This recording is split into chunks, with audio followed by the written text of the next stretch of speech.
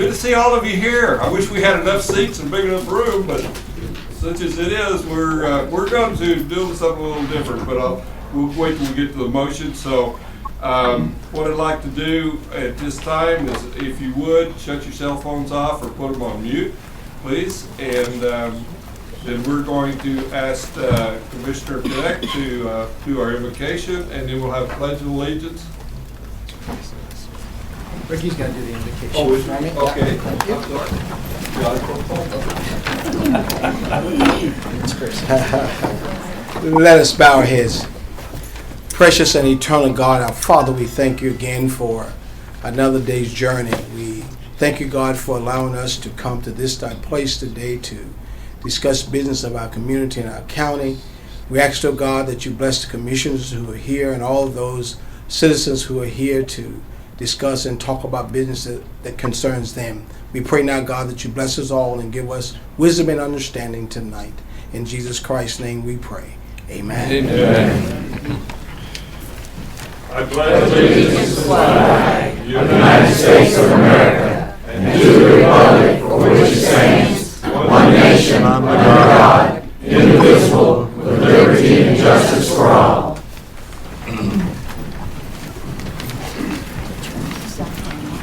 Okay, do we have any additional agenda items? Mr. Chairman, I have two items I wish to move. First off, items A and B under new business, because of the seating arrangement, that we do not have appropriate seating so that we can recognize the ECA, and item number B, or letter B, resolution acceptance of Sand Hills Farm to Fair pilot project. I wish to move that up prior to the public hearings. Okay, any other? And the other additional item is under H, under new business for appointments. It was brought to Gaynell's attention after she produced the agenda, but regarding H, number 3, in their mental health board appointments. Okay. And each of you have the appointees and the applications in front of you. Any other items? This was all for the main agenda? Okay, so we didn't do the consent agenda first? All right, okay. Okay, I'd like to, how about approval of consent agenda? Any problems there? Let me just, if I may, Mr. Chairman, just to make a comment, and then we don't need to pull anything from there. All right. Two items that are on the consent agenda. One of them is about retiring deputy service weapons and badges. I just wanted to reemphasize the fact that we do fully support what the state law allows us for, and that is to honor those that died in line of service and all that, and that's important. That's important. I want the public to know that I think that's a small gesture, even though we are committing the loss of that weapon to our inventory to that family. I think that's an appropriate honoring of the line of duty deaths. And then the second thing is this issue of the fireworks permit. I know I got a call earlier today about that. And I want everybody to pray that we don't get rain again, so that the Ammons firework display can go off on schedule. And it is on the consent agenda, and I hope that we get a good turnout for that when it happens. Otherwise, I move to approve the consent agenda. Okay, we have a motion. Any discussion? All those in favor, say aye. Aye. Yeah. Okay. Chairman, I need a motion on amending the agenda. Okay. Can I have a motion on amending the agenda? I so move. Okay. All those in favor, say aye. Aye. Okay, thank you, Katie. Keep me straight for that. All right. Okay, so we're going to move up in place of the public hearing. 144. Resolution in recognition of 100th anniversary of Extension Community Association organization. Ms. Susan, would you come forward?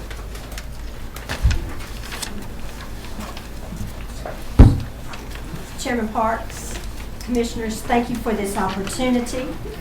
It is my privilege to bring before you the leadership of the Lee County Extension and Community Association. For over 100 years, this organization has worked and partnered with Cooperative Extension, not only here in Lee County, but statewide, to help us deliver educational programs designed to build and strengthen families and to build our communities.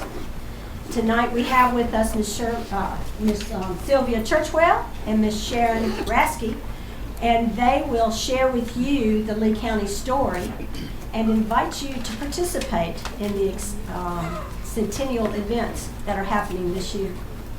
Sylvia?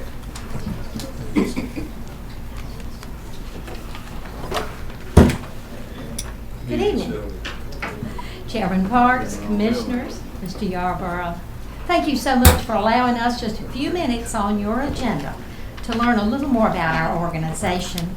You may know that prior to 1911, there had been efforts made in rural North Carolina to aid our farmers through demonstrations of better farming practices to help them increase their output and production. But at this time, there had been little to recognize the struggle of the farm wives. Those farm wives who went out daily and worked by their husbands' sides, but they still had to come back home. They needed to prepare meals. They needed to try to sustain a good family life in spite of the hardships.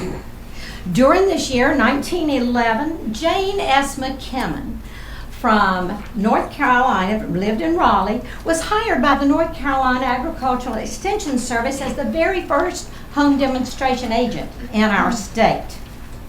And when she was hired, a very quiet movement began, a revolution began to occur throughout North Carolina, as well as in Lee County.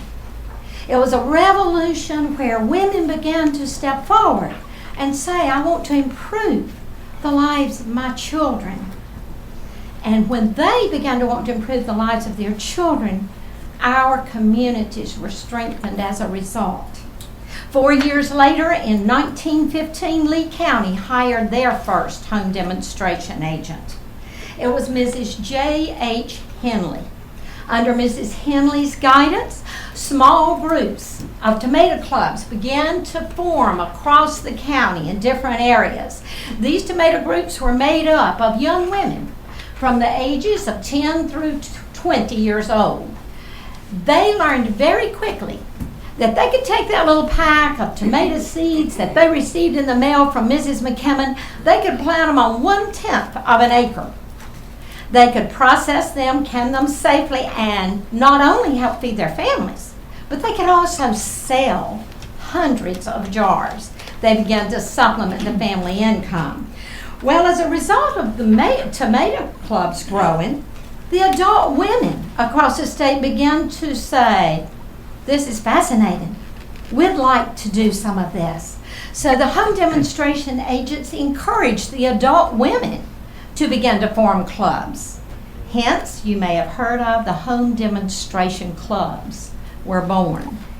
Under the leadership of Mrs. Henley in this county and other agents throughout the state, these clubs grew rapidly as these women just soaked up the knowledge. They began to teach one another in their homes, in their churches. We even had one club that met downtown at the courthouse. We had clubs meeting everywhere because the women wanted to learn. They taught one another, along with their agents, education of them. They taught one another how to not just can tomatoes, but how to safely process all foods. They learned about nutrition. They learned about sanitation in their homes. They learned about construction of garments from fertilizer bags and from feed sacks. They learned about reconstruction of garments. When they could take their husband's outgrown suit, tear the legs apart, make it into a skirt, shorten those jackets, and have a fine new suit to wear to church on Sunday or to their next club meeting. The Lemon Springs Home Demonstration Club, which was organized in 1920, was the first club organized here in Lee County. From 1926 through 1929, Lee County did without a home demonstration agent.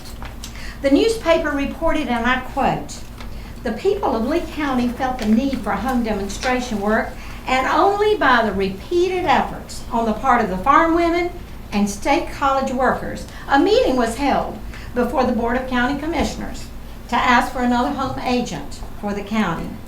The board did support that request, And we have been fortunate in Lee County to maintain the support of the Lee County governing officials since that time.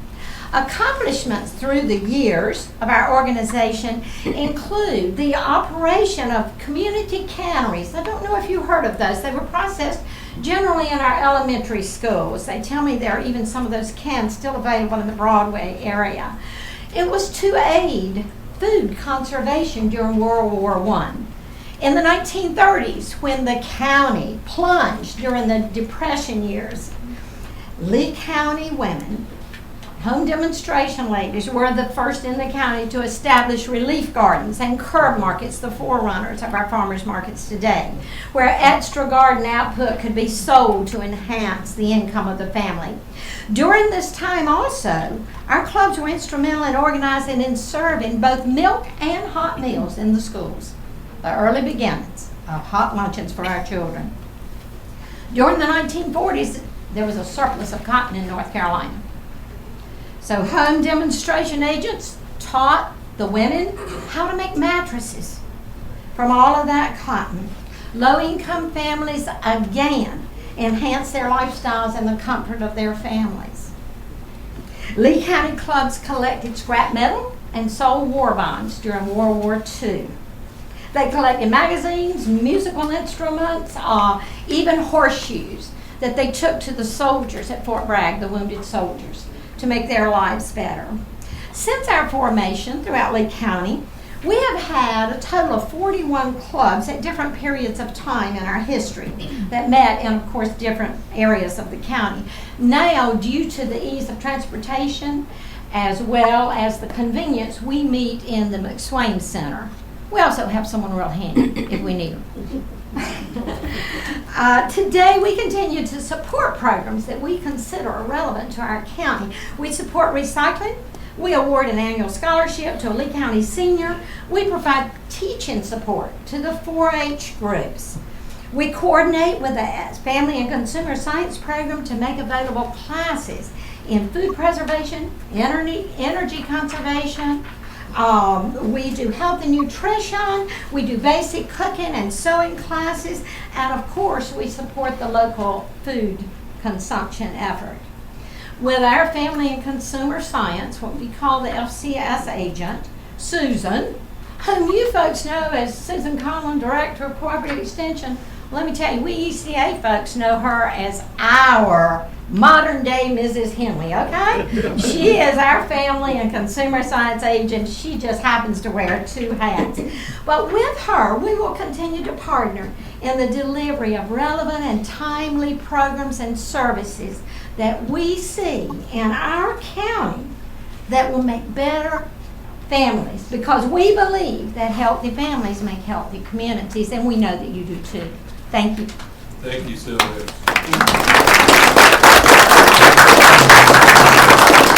I can relate to most of what you said there. I remember my mother going to the field after fixing breakfast for us and hoeing cotton, pulling cotton, come back to lunch, fix lunch, going back out. But they also met at the church and did canning, quilting, things like that to help each other out. So that brings it back home. I'd like to read the resolution honoring Lee County Extension and Community Association on the 100th anniversary of the state organization.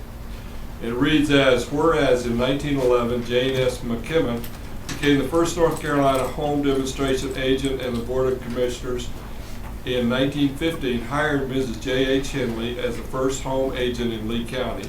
And whereas beginning in 1913, tomato clubs, evolving to home demonstration clubs, were formed to work alongside the home agents to improve the quality of rural life and help the state prevail during the Great Depression and 2 World Wars. And whereas North Carolina Federation of Home Demonstration Clubs became the North Carolina Extension Homemakers Association in 1966 and North Carolina Extension and Community Association in 1999, and whereas Extension and Community Association is organized in all of North Carolina's 100 counties and North Carolina Cherokee Reservation, and whereas from its modest beginnings, Extension and Community Association has grown to a diverse statewide organization of adult volunteers supporting the professional extension staff from North Carolina's two land-grant universities, North Carolina Agricultural and Technical University in Greensboro and North Carolina State University in Raleigh.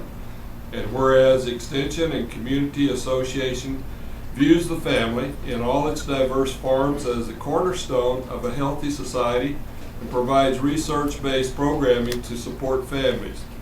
And whereas this association and its many volunteers continue today to partner with North Carolina Cooperative Extension to empower individuals and families to improve their quality of living through continuing education, leadership development, and community service.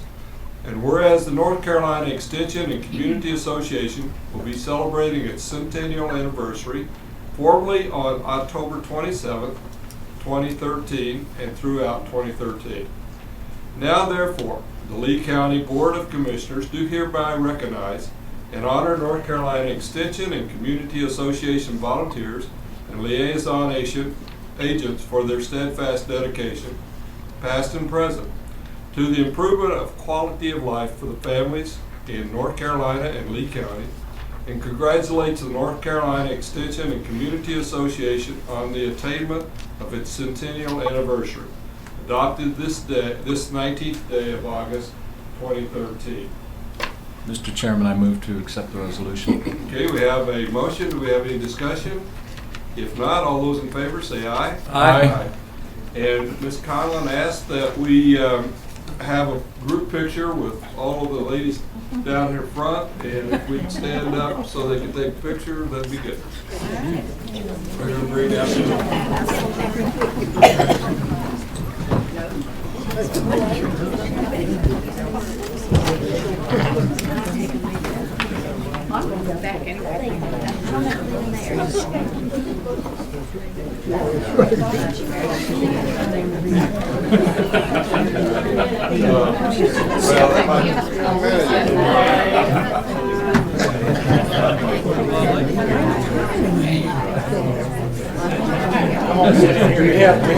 I was trying to get out. Yeah, we have some more here if you want to bring some more.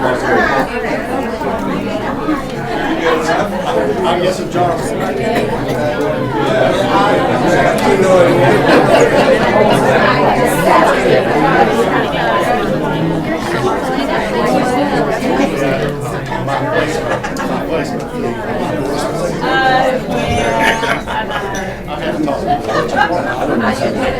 Okay, get it, Bob. Lisa, You good? this gentleman here to turn around. Hey, they're getting ready to take a shot of your backside there. Yes, sir. 10 more feet back. Hey, with cheese. All right. Tomatoes. And one more time. Okay. Take seven. Keep on going. Oh, it is. Great. You are duly noted. You might want to go this way. The rest of y'all might want to go that way and take their seats.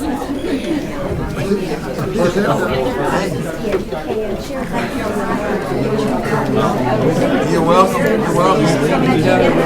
All right.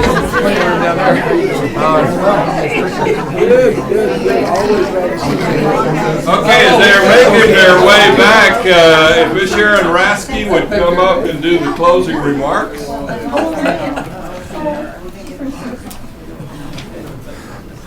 Give Ms. Rasky some room there so she can talk. I have just a few remarks, I promise.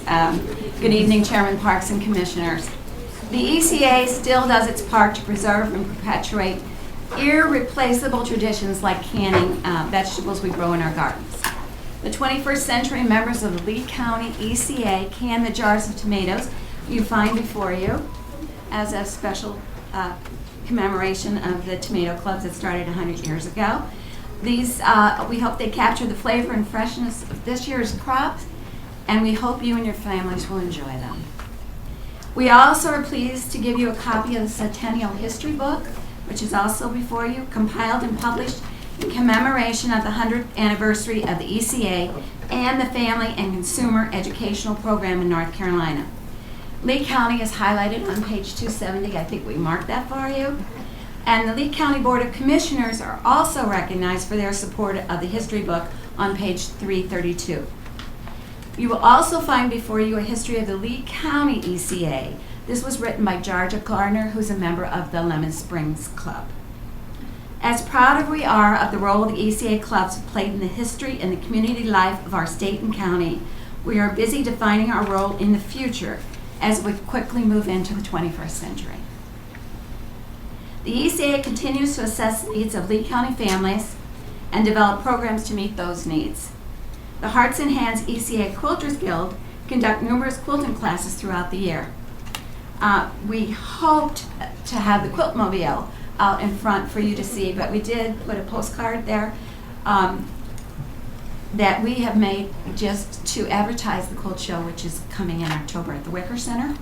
But the weather did not cooperate, so we did not bring it. But it's going to be at other locations around town, so we hope you'll be able to see it. I know. Tell them where all it has been.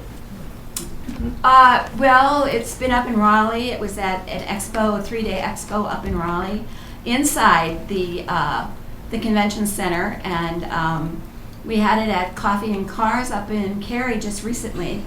And surprisingly enough, the men are all so interested in how this was engineered and put together. We think that, oh, the guys are just going to walk past it and not care about it. They all take pictures. And they usually send, I'm going to send this to my grandmother. I'm going to send this to my mother. So they're quite taken by it, and we're always surprised by their attention. And I want to mention the Lemon Springs ECA Club, our oldest club, which began in 1920, and it continues to focus on community service by providing support to the Greenwood School, Haven, and other agencies in the county. The ECA and NC Cooperative Extension have been partners in their work from the beginning. The financial support the Lee County Board of Commissioners has provided is essential to helping both partners provide educational programs, which strengthens families and is greatly appreciated. But so is the strong presence of the commissioners themselves at such events as the ECA Achievement Night, the Extension's Report to the People, and our 4-H programs. We are encouraged by your past support and ask that you continue to be our partner as we work to empower Lee County residents to improve their quality of living and develop programs fueled by the energy of our ECA volunteers, many of which you see here, not all, but many, to create a better place to live and raise strong families. Thank you. Thank you for your effort. They will enjoy the tomatoes, and that book is a prized possession, I'll tell you. I've seen part of it. Yeah, so. Well, we Thank hope you you do very enjoy much. it. And welcome. the quilt, the card cover is a work of art. Yes, Chairman Parks has seen it in person, right? And you brought us national news with that. Yeah. Yes, and I think you're going to see more of it, actually, as it's kind of like all across the web right now. Okay. It's going. The next subject that we have is Sand Hills Farm Fair Pilot Project. And Ms. Susan, if you would come and talk to us about that one. Thanks.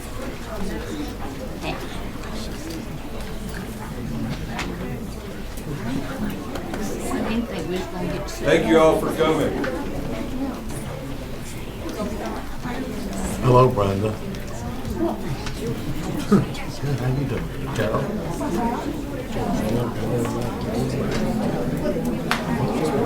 Okay, Susan, you're on again. I like to speak to all the women.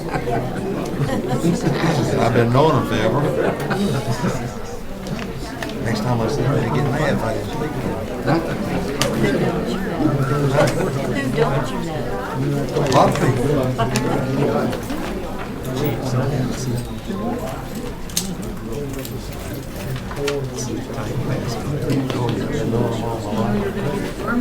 I had hoped that would move a little smoother, but it's tight in here.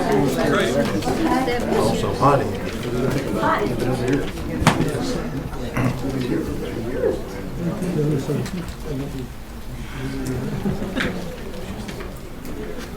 In your packets, Commissioners. Again, I appreciate the opportunity to come and share this project with you. This is Sandhills Farm to Fair. We're now calling it Sandhills Farm to Chef. We have partners in Richmond and Moore County. And tonight, two of my partners from Moore County, Stephen Greer, who's the County Extension Director, and Taylor Williams, who is the agricultural agent in Moore County, are with me also. And if you have questions that I can't answer, I'm sure one of those two will be able to answer. You can see that many of you know about the Sandhills Farm to Table Co-op that was started, the CSA, where we are reaching out to feed people local produce. We've taken the Sandhills Farm to Table to another level, and that is with our Sandhills Farm to Fair, or our Sandhills Farm to Chef program. This is a program where we have identified farmers in the three-county area. It's an economic opportunity for them to have another audience in which to buy their fresh produce. And we are targeting here institutions such as the Pinehurst Resort, some of our local restaurants, First Health, some of those restaurants in the Moore and Richmond County area. So that's what the Sandhills Farm to Table program, or Farm to Fair program, is about. We applied as a three-county region to the North Carolina Department of Agriculture, to the Agricultural Development Farmland Preservation Trust Fund. We asked for $1,500, and because of budget constraints, we will only receive $7,500. We are to use this over the next 2 years to help get this program off the ground. In addition to us applying, we've started the pilot program, and it is off the ground and running. We have about 15 farmers who have all anteed up about $100 each to be in the program to help fund it. We also have about 20 restaurants and institutions in the three-county area that have committed also. So I think NCDA was very impressed with the amount of letters of support that we were able to get. In addition to that, we also had the opportunity to work with Moore County Partners in Progress, which is their economic development branch of their agency down there, to have a feasibility study started, and it has now been completed. And the results of the feasibility study has determined that this Sandhills Farm to Chef program is a feasible project to go forward with. What we are asking you, not for any financial support, but for your support of this venture.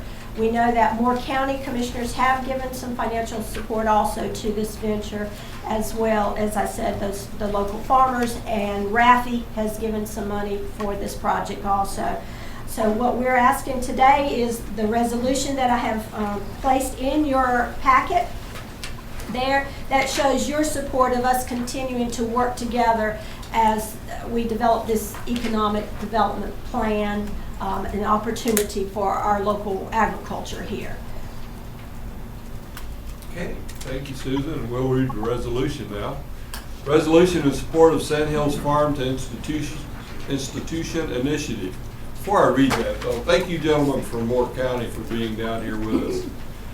Whereas the Sandhills Farm to Institution Initiative is intended to provide expanded, profitable, long-term market opportunities for farmers in Lee, Moore, and Richmond counties by establishing direct cooperative relationships with the area institutional food buyers, such as restaurants, assisted living facilities, hospitals, and schools. And whereas rich agricultural resources contribute to the economic viability of our county and regional economies, and whereas over 25 diverse community stakeholders, institutions, growers, and elected officials in the Tri-County region are committed to exploring the possibilities of establishing a coordinated farm to institution initiative in an effort to meet the demand for fresh, locally grown produce.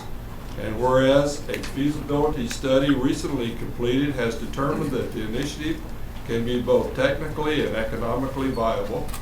Now therefore, the Lee County Board of Commissioners hereby acknowledges the success of the Sandhills Farm to Institution Initiative will have a positive economic impact in the Tri-County region and therefore supports the development and implementation of the initiative adopted this 19th day of August 2013.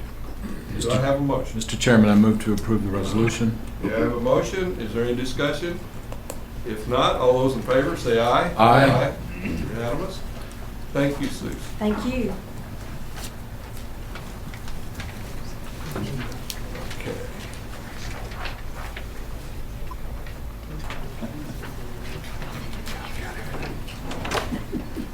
Now we'll go to our public hearing. We'll start off with public hearing request by Village of Cumnock LLC to rezone 53.63 plus acres of land located south of Cotton Road and east of Cumnock Road from residential restricted district to multifamily 12 MF 12 district. And Aletha Thomas, would you come forward?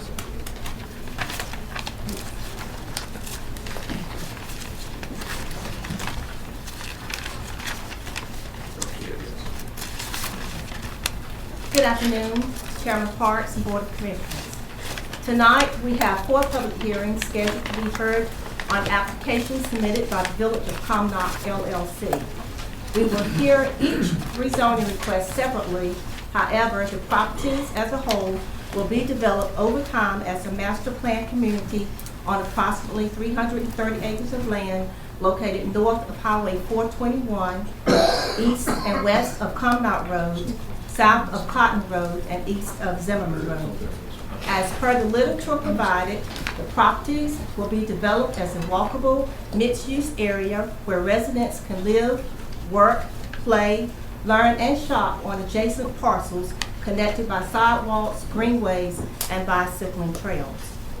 In the first application, the Village of Cumnock is seeking to rezone 53.63 acres of land from residential restricted district to MF12 multifamily district.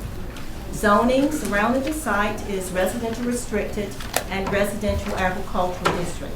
Both of these districts allows low-density, single-family home sites and several large undeveloped tracts of land. The land to the north is owned by the applicants and is currently vacant. A planned unit development request has been filed on this property and will be heard later this evening. The requested MF12 district permits multifamily uses with a maximum density of up to 12 units per acre or 648 multifamily residential units depending on the unit size. The MF12 or multifamily district may be in the form of apartments, townhomes, duplexes, or single-family detached homes. The MF12 district shall be designated only in areas where public water and sewer is available or can be extended to serve the site.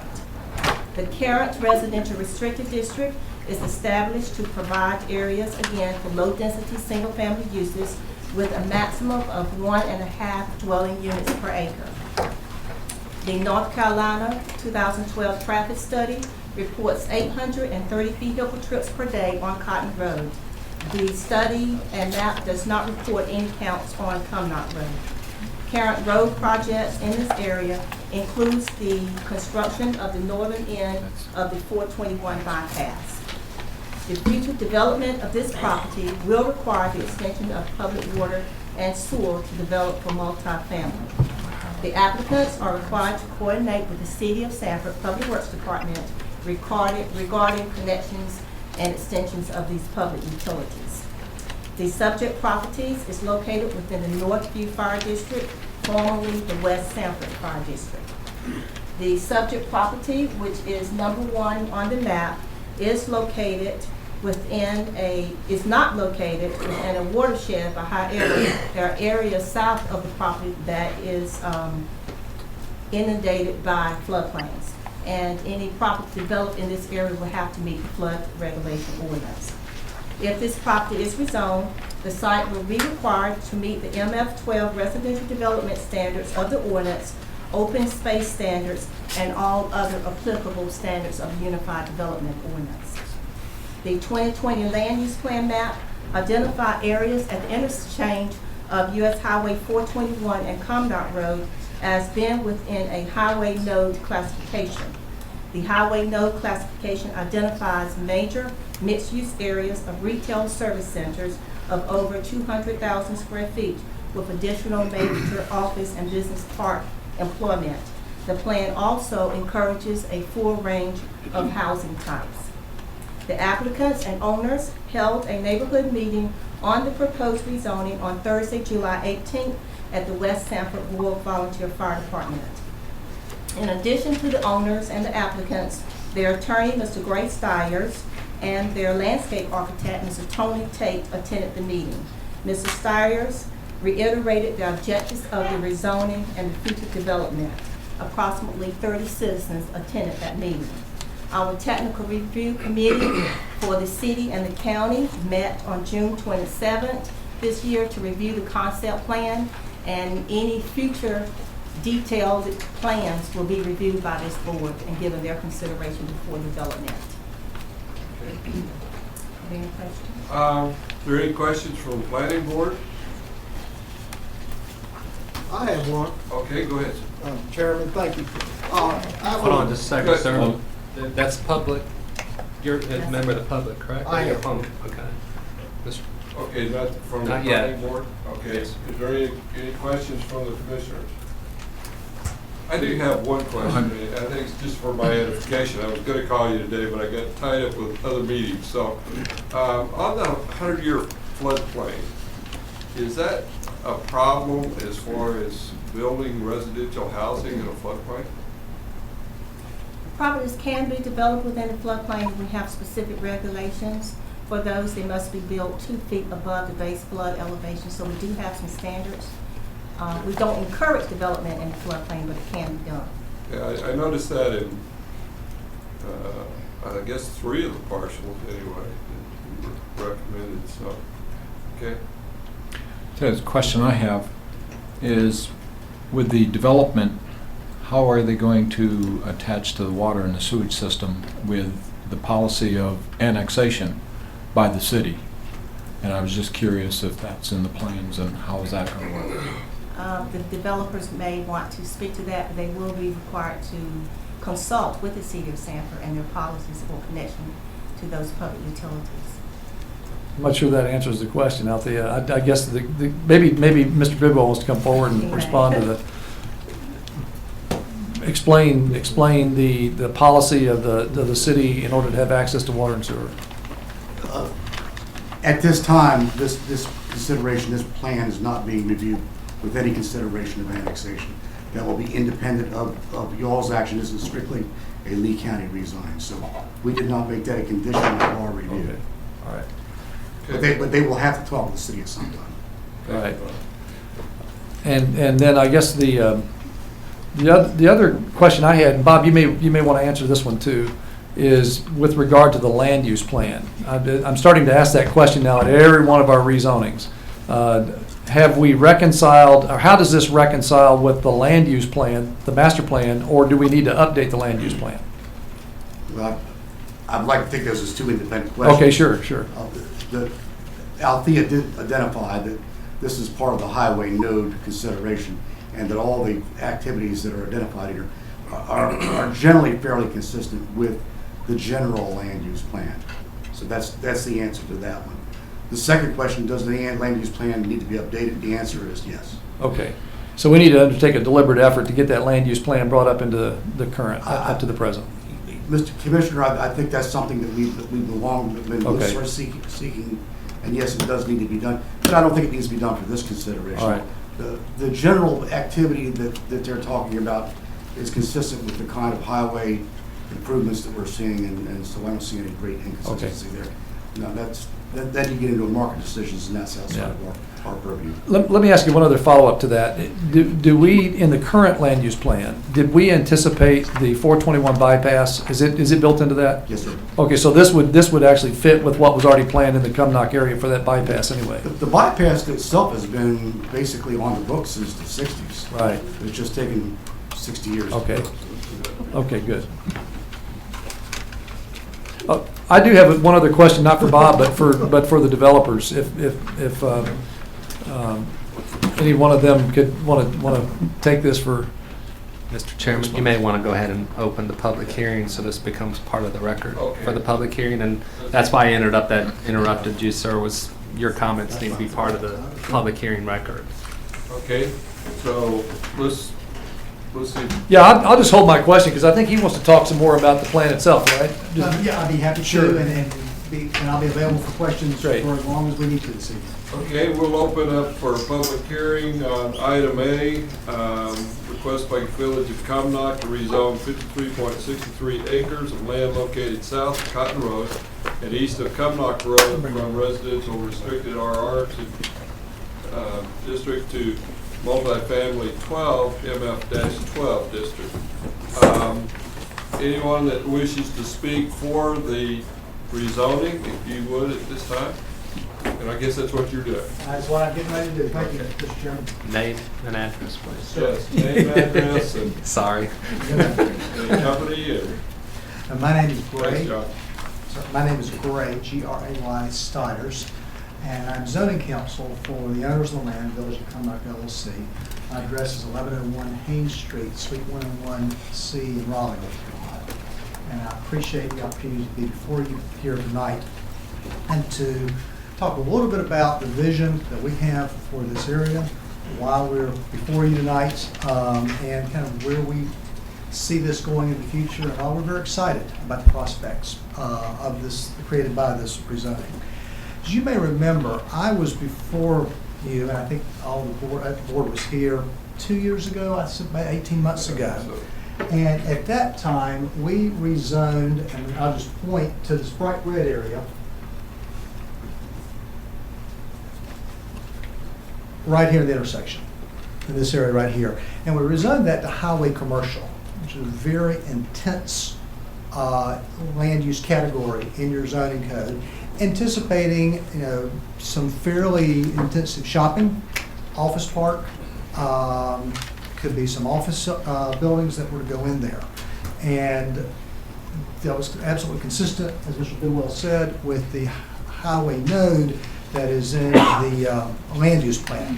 You may remember when I came at that time, I had a large color blow-up of the land use plan and showed, we talked a lot about that circle that was on the plan, Mr. Womack, at the future and now not so future, soon to become major intersection. And you can kind of see the configuration of that intersection. It'll have 2 exit ramps as well as 2 loops. Where 421 coming down from Chatham County splits into the 421 bypass and 421 business. At that time, the planning board unanimously recommended approval of that highway commercial rezoning. Came back to the board of commissioners, and you also, I believe, unanimously approved it, if my recollection is correct, for that highway commercial. And since then, we have been talking to a number of commercial tenants and purchasers for possible uses for that parcel, because we think that it is very a great prime location. I just finished driving up in the last hour from Fayetteville up Highway 87, 24, and 87, 421, and then I've also done a lot of work in Chatham County over the last few years, and I see what's happening in Chatham County. Jim Goodnight's development company has filed a concept plan that basically calls for development of everything from the town of Pittsburgh all the way to the Hall River. And you look at the road network and you look at the expansion to Fort Bragg and Brack and the connection to Greensboro and the interstate quality highways and the absence of services in this area. And it seems like this is a prime location. The feedback we have gotten from various national retailers and developers is that they would like to, they know, and we told them that we have other property around this intersection, and that they want to know, how is that going to be developed? Will there be enough rooftops, and that's kind of the term of industry, enough people living in the area to support the businesses that would be there. Of course, you're going to have the traffic count going up and down Highway 421, but you look around and you see large-scale developments, and whether that development is perhaps like what's been approved in Chatham County for what's called Briar Chapel, which is between Chapel Hill and Pittsboro and is currently being developed, or area south of Asheville called Biltmore Park, and you see when there's a large assemblage of property, you know, the development of fairly high density residential is a necessary component of the retail that will follow. And I failed to introduce, I have with me tonight Mr. Mike Mazzella. Mike is here, if you'll raise your hand. He's representing the LLC property owners here tonight. And next to him is Mr. Tony Tate, our land planner and landscape architects. And what Mike and Mr. Tate and myself started working on 6 months ago is how do we put together a master plan community that would have the characteristics of supporting the businesses and retail that would be at that highway commercial right in the intersection and be very, very attractive. And you heard Ms. Thompson repeat these sections from my application, which is what you're hearing when you go to national conferences, is they want communities that are mixed use, that have residential, have retail, have amenities, parks, schools, open space. A notable natural feature, which we have here with the river, as well as job centers, because where people would work. So again, the catchphrase that you hear are communities where people live and work and play and shop and learn, all within a walkable area connected by greenways and sidewalks and bike trails, as well as by transportation network. That is the concept that Mr. Mazzella, Mr. Tate started working on to get us to the 4 applications we have here before you tonight.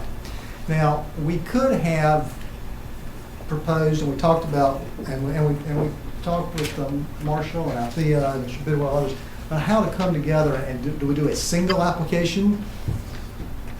But a PUD, you know, as defined in the Lee County ordinance, you know, is very amorphous.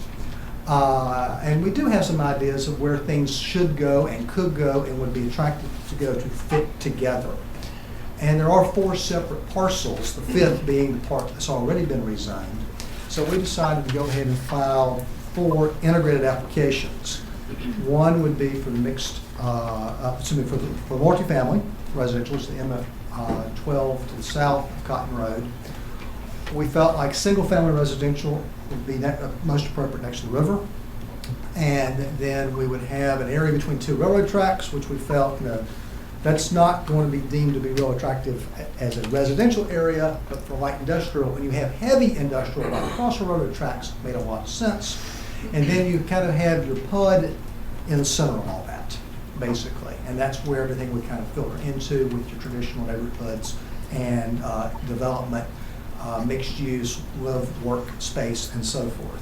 Now, and my challenge tonight is to try to communicate what might that look like. As Mr. Bidwell mentioned at the TRC meeting, we're ahead of the market. I mean, the market's not yet there, but we feel like that good land planning, you know, it calls for trying to figure this out.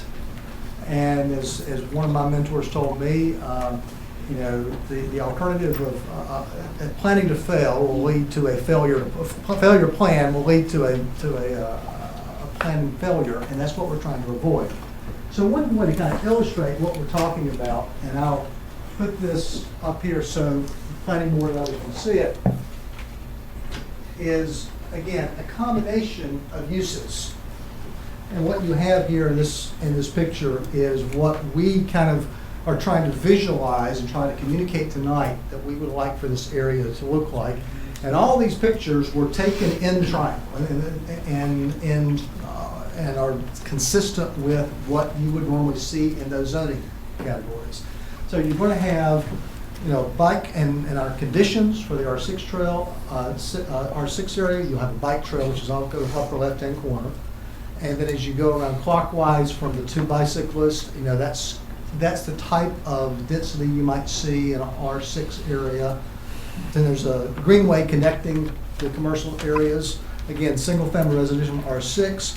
So you go down to the right next to the purple, and we coded the light industrial purple, could be a self-storage facility. Often where they're saying, if you're like my family, it doesn't seem like you can fit everything in the garage and the attic, so you need a self-storage facility in the area, and that would be an appropriate land use for light industrial. As you come around that illustration there, you could see a higher density. Those are kind of row houses, townhomes, a school, and we did designate an area for a school. Then apartments and townhomes on the bottom. Then a neighborhood business, and that's a little dry cleaner shop. And then, again, single-family residential and another neighborhood business around to the left. That gives you some idea of the vision globally for these 4 parcels that we are proposing.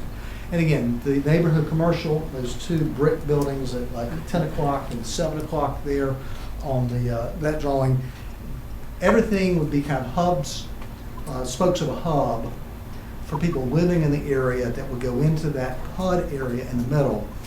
You know, it's important that the highway commercial area be walkable for people who can reach and go shopping there, grocery store, whatever, that are living there. But as a practical matter, that area is going to be a largely vehicular access. That traffic that's going up and down the highway, as well as folks who will come in after work, swing in there to the grocery store on their way home, quite frankly. Let me ask you a question. Yes, sir.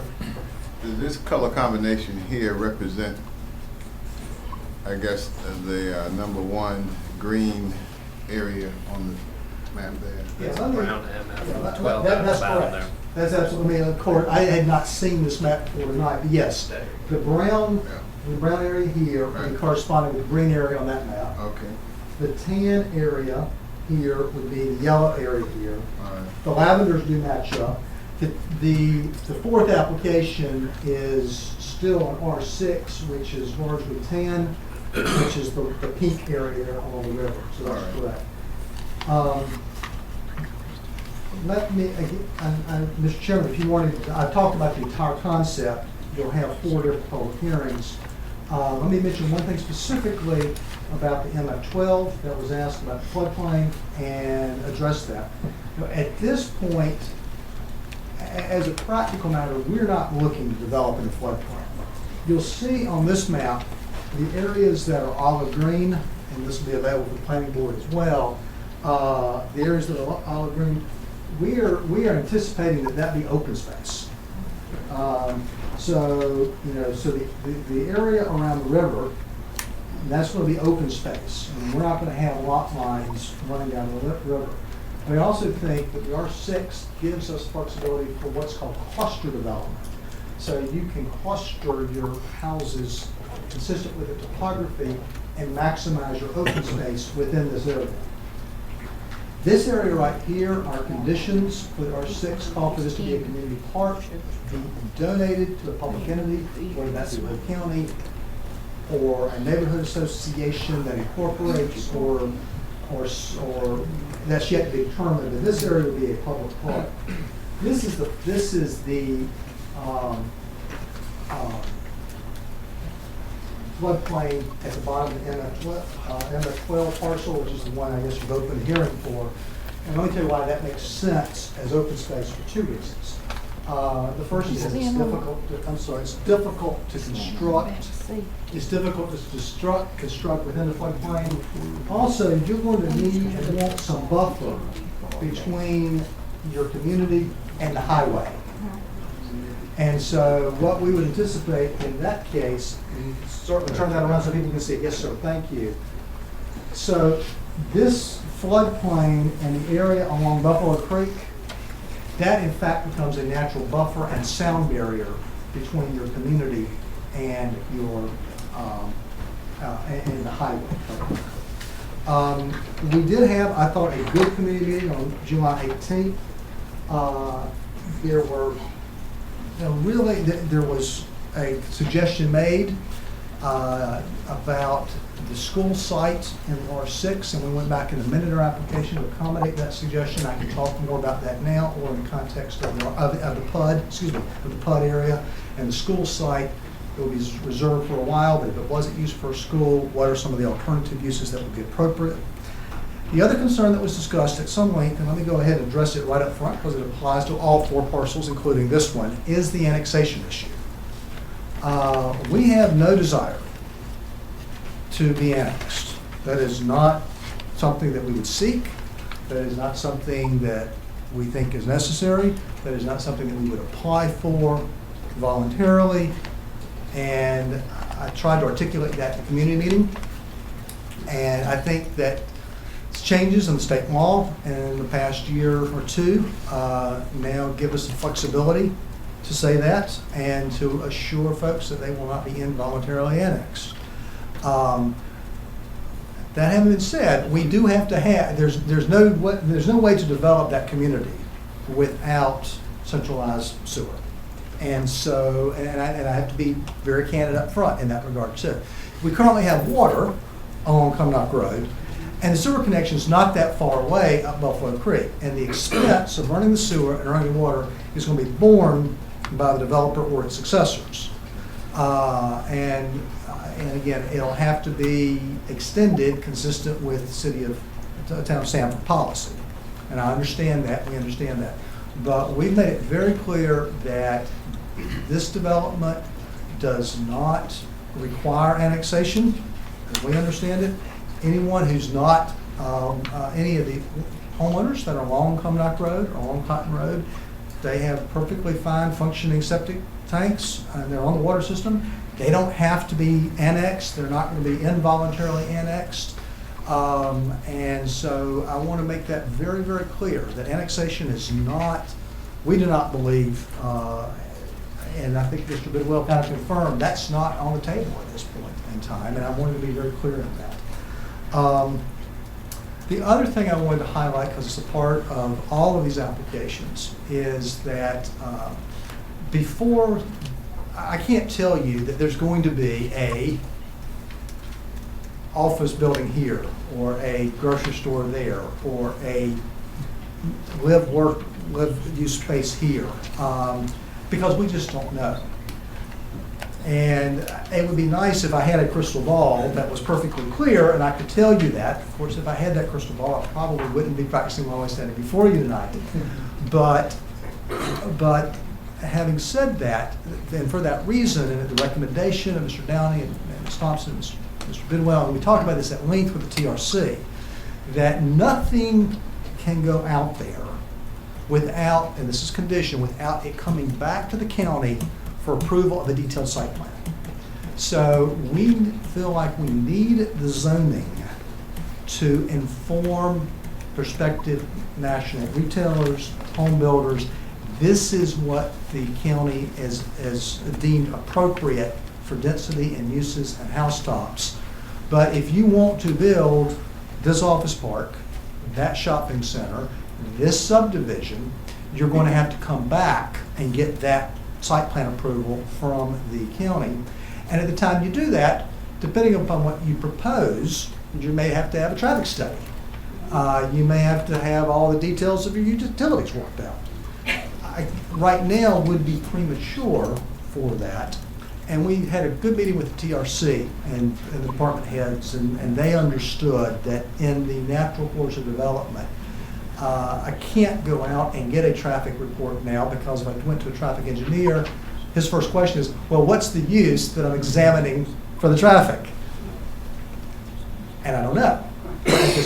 So I want to make that very clear, though, because there may be some confusion, and this was asked, what's going to go here? And so that's the challenge, is to try to visualize the community, the types of uses, the density of uses, the mix that we think works and will be attractive for national retailers. But some of those details will have to come back to the county for that determination. And Mr. Downey and Ms. Thompson and Mr. Bidwell can give you more explanations. Let me ask a question right here. Yes, sir, Mr. Reeves. Just in case I'm still here when you do come back.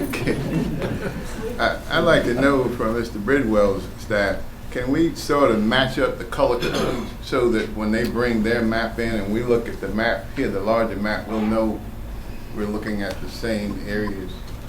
As long as I don't do it because I'm colorblind, we will certainly accommodate. Well, we'll exclude you then. You're out already. We use colors to correspond with the zoning districts. Right. This map uses a different color for each application. Correct. And that's, I think, the disconnect was a very good suggestion. Thank you. Mr. Chairman, if I might, obviously, there's going to be some citizens that are going to want to comment on each of these four. And I would just suggest that maybe if any of them have, because we ran into this when we were doing animal control ordinance and other things, rather than have them come up and say the same thing over and over and over again each time, maybe as Gray and his team finish their presentation, any citizens that have general comments on all four of them might get that out of the way up front, and then we can deal with the individual parcels in each of those separate public hearings. That way, at least if they got general comments about the whole zoning thing, they might get those out of the way up front. That pretty much concludes my opening remarks. Again, we felt that the wetlands serve as a very good buffer for the MF12. We do not plan to build in that area whatsoever. It's cost prohibitive, quite frankly. I mean, it just would not make sense. And as we look at how we would likely construct, you're going to want to get some as you calculate your densities for a 3 or 4 story office, should be apartment complex such as those that were on the bottom of this illustration. As a practical matter, design would say that it's not a big deal that we're not really developing in that floodplain. Because we think that the MF12 is probably, the other applications are conditional use applications, and we have specific conditions, and I can go one by one. This one, it seemed to be a really good fit for multifamily, and so it is a general use application. But to the extent that there are issues that you can go on the record, and I can state on the record, or file a letter saying we will not build in the floodplain, we can certainly do that. I'm happy to answer any questions that anyone may have at this point on this, I guess, the MF12, or about the concept vision in general for the 4 parcels. Okay, are there any questions of the board? Mr. Stiers, I've had the opportunity to sit in 5 of our strategic planning briefings. And one of the most glaring things that comes out, that Lee County has a very high, disproportionate number of low-income families. What is the caliber or the quality of the housing you're planning on developing here? Is it going to be multifamily apartments all, or are we looking at single-family dwellings? Great question, and that's really one of the benefits of the PUD and looking at this as a whole community. And let me just pull this here. Again, my crystal ball isn't perfect, but I can tell you how I see this likely playing out. And that is that most of your MF12 are going to likely be apartments, or going to be rental units, what I anticipate. Could be wrong, but I would think that there would be a national apartment developer who would look at this and would see that as an appropriate area for apartments. The components of the PUD that are MF12, and we've set forth a minimum number of acres in this area that is MF12, are likely going to be, I think, townhomes, row homes. That seems to be very, very popular. It's not even attached, but the hottest selling product in Briar Chapel is about a 40-foot wide house with just the driveway between them, and they are selling like hotcakes. This area, I think, you're going to want to have some density, and the terrain is going to lend itself to fairly, I'll say, moderate, medium price point single-family housing. And then these lots by the river, if I were looking at this development, I would want these to be my higher end estate lots. in which I could capture the value of the proximity of the park and the river by building in a premium on the lot prices and lot sizes that then translate to larger homes. So if you use Broad Chapel and Chatham County as an example, you will have currently units that are the price point from $150 to $325, and eventually at Broad Chapel, $1 million plus. Not yet. Here, I think you're going to have, because of how the terrain is laid out, the likely lot sizes, the various features, I think you're going to have a variety of price points. You're going to have rental units, you're going to have the townhomes or the narrow homes, and then you're going to have your more typical suburban layout, and then you're going to have estate lots, and there's going to be housing at each of the price points. Great. Let me do a follow-on to Commissioner Smith's question, because I think it's very relevant here. And following the same line of reasoning, obviously, if this is a prime real estate for development in this manner, you've clearly visualized where the people are going to come from. They don't just show up and want to live in the town of Cumnock area. Obviously, there's something that draws them there. And my guess is that you're looking at both the bypass, which is a transportation thoroughfare, high-speed thoroughfare that gets them there, but you're also looking at the proximity to the development up in Chatham County and the Goodnight property. Is that not correct? Has that played into this? I think that there's a third element. All right.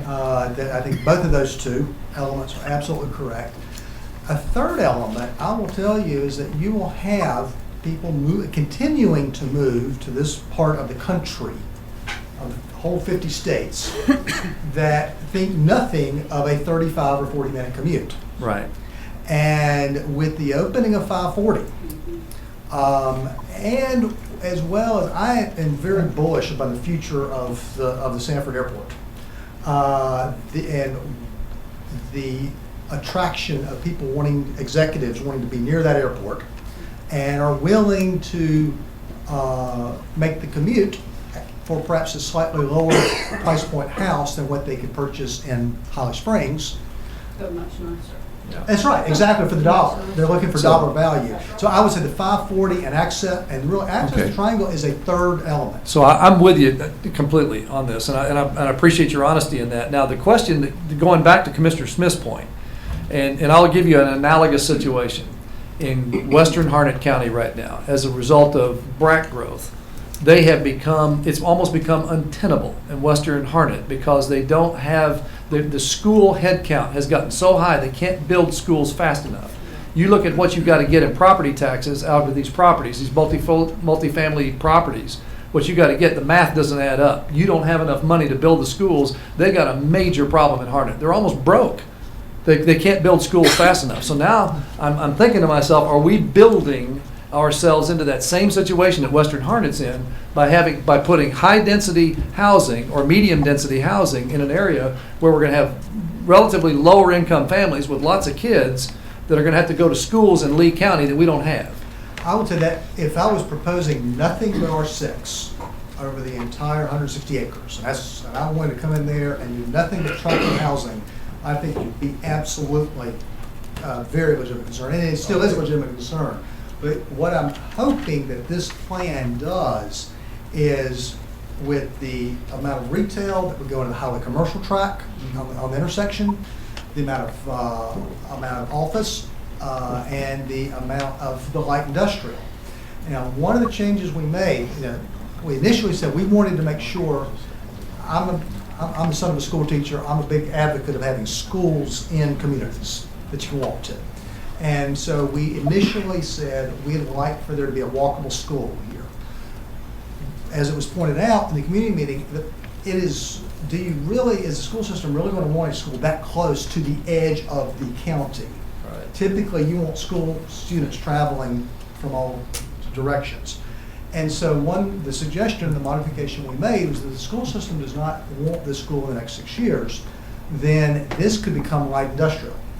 Again, working your tax base. Right. Tax base is what you're really talking about. And and that the utilities and roads would be sized for a business incubator that would go in there. So I think the fact that if we were coming in with nothing but high density residential, but we're trying to find the right mix, so this will not be a net detriment to the tax base and the services.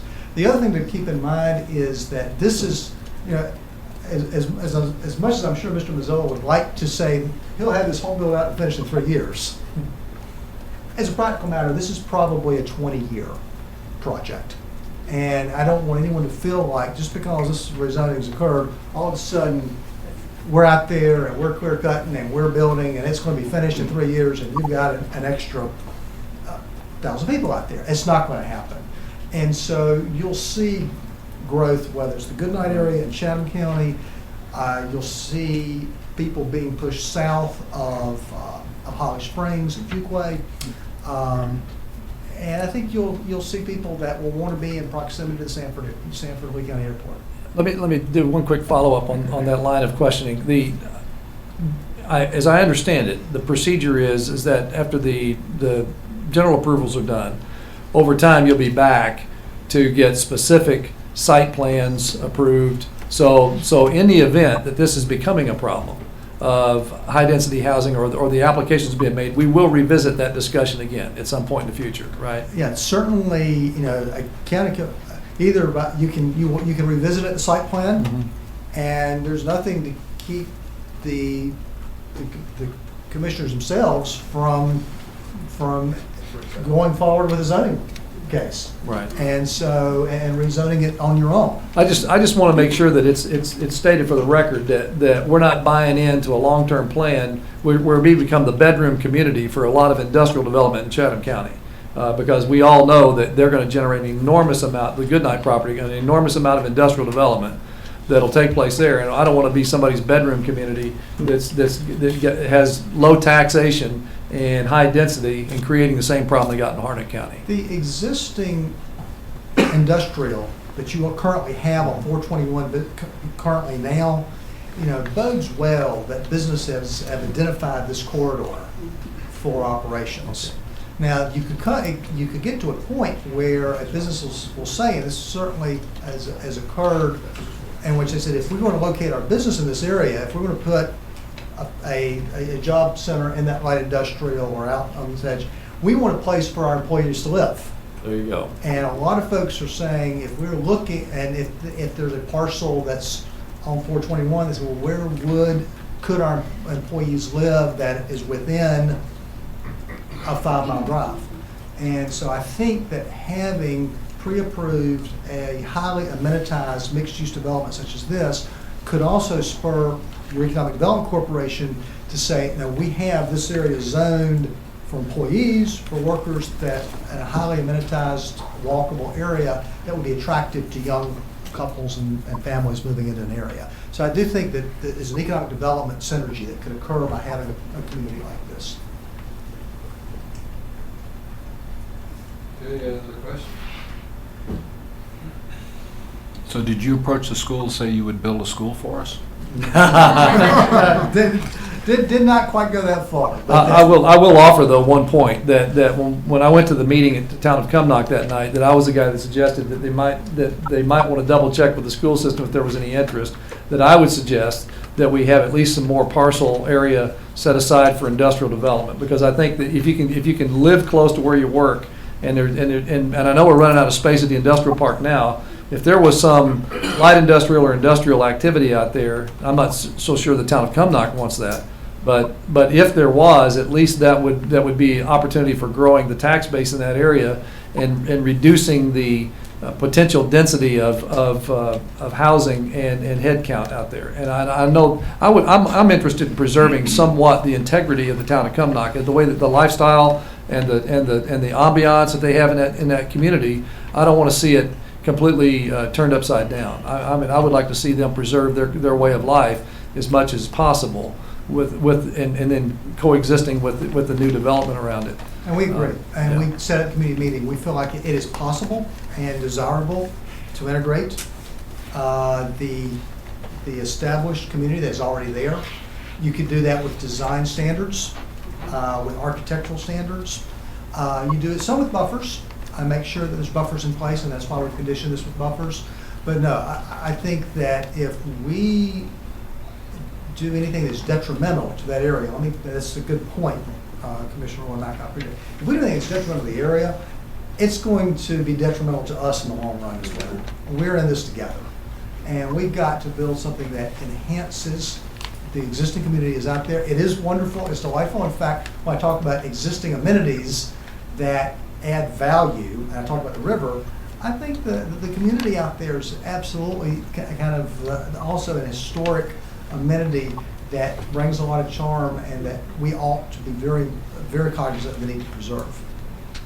But in any community, what's happened, as we know, and I don't want to digress too far, but so many communities that had offices and shops and employers, and I grew up in a furniture town, kind of all within proximity of each other, you know, that's kind of largely lost, but which has now been coming back with plans such as what we're proposing and what we want to do here, where you bring those elements of a village back with some vibrancy.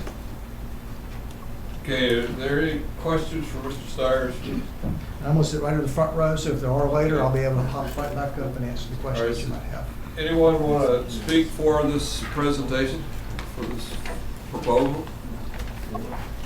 And give your name, address. Thank you, Commissioner, Chairman, and Commissioners. I've got a question for Jim. Well spoken, by the way. Name and address first. Name and address first. I'm sorry. Kevin Bryant, 20 Zimmerman Road. Also, my name is on a house on 74 Zimmerman Road, and also 1058 Cumnock Road, which is right across the road from it. So you're talking about a light industrial access that goes down Zimmerman Road.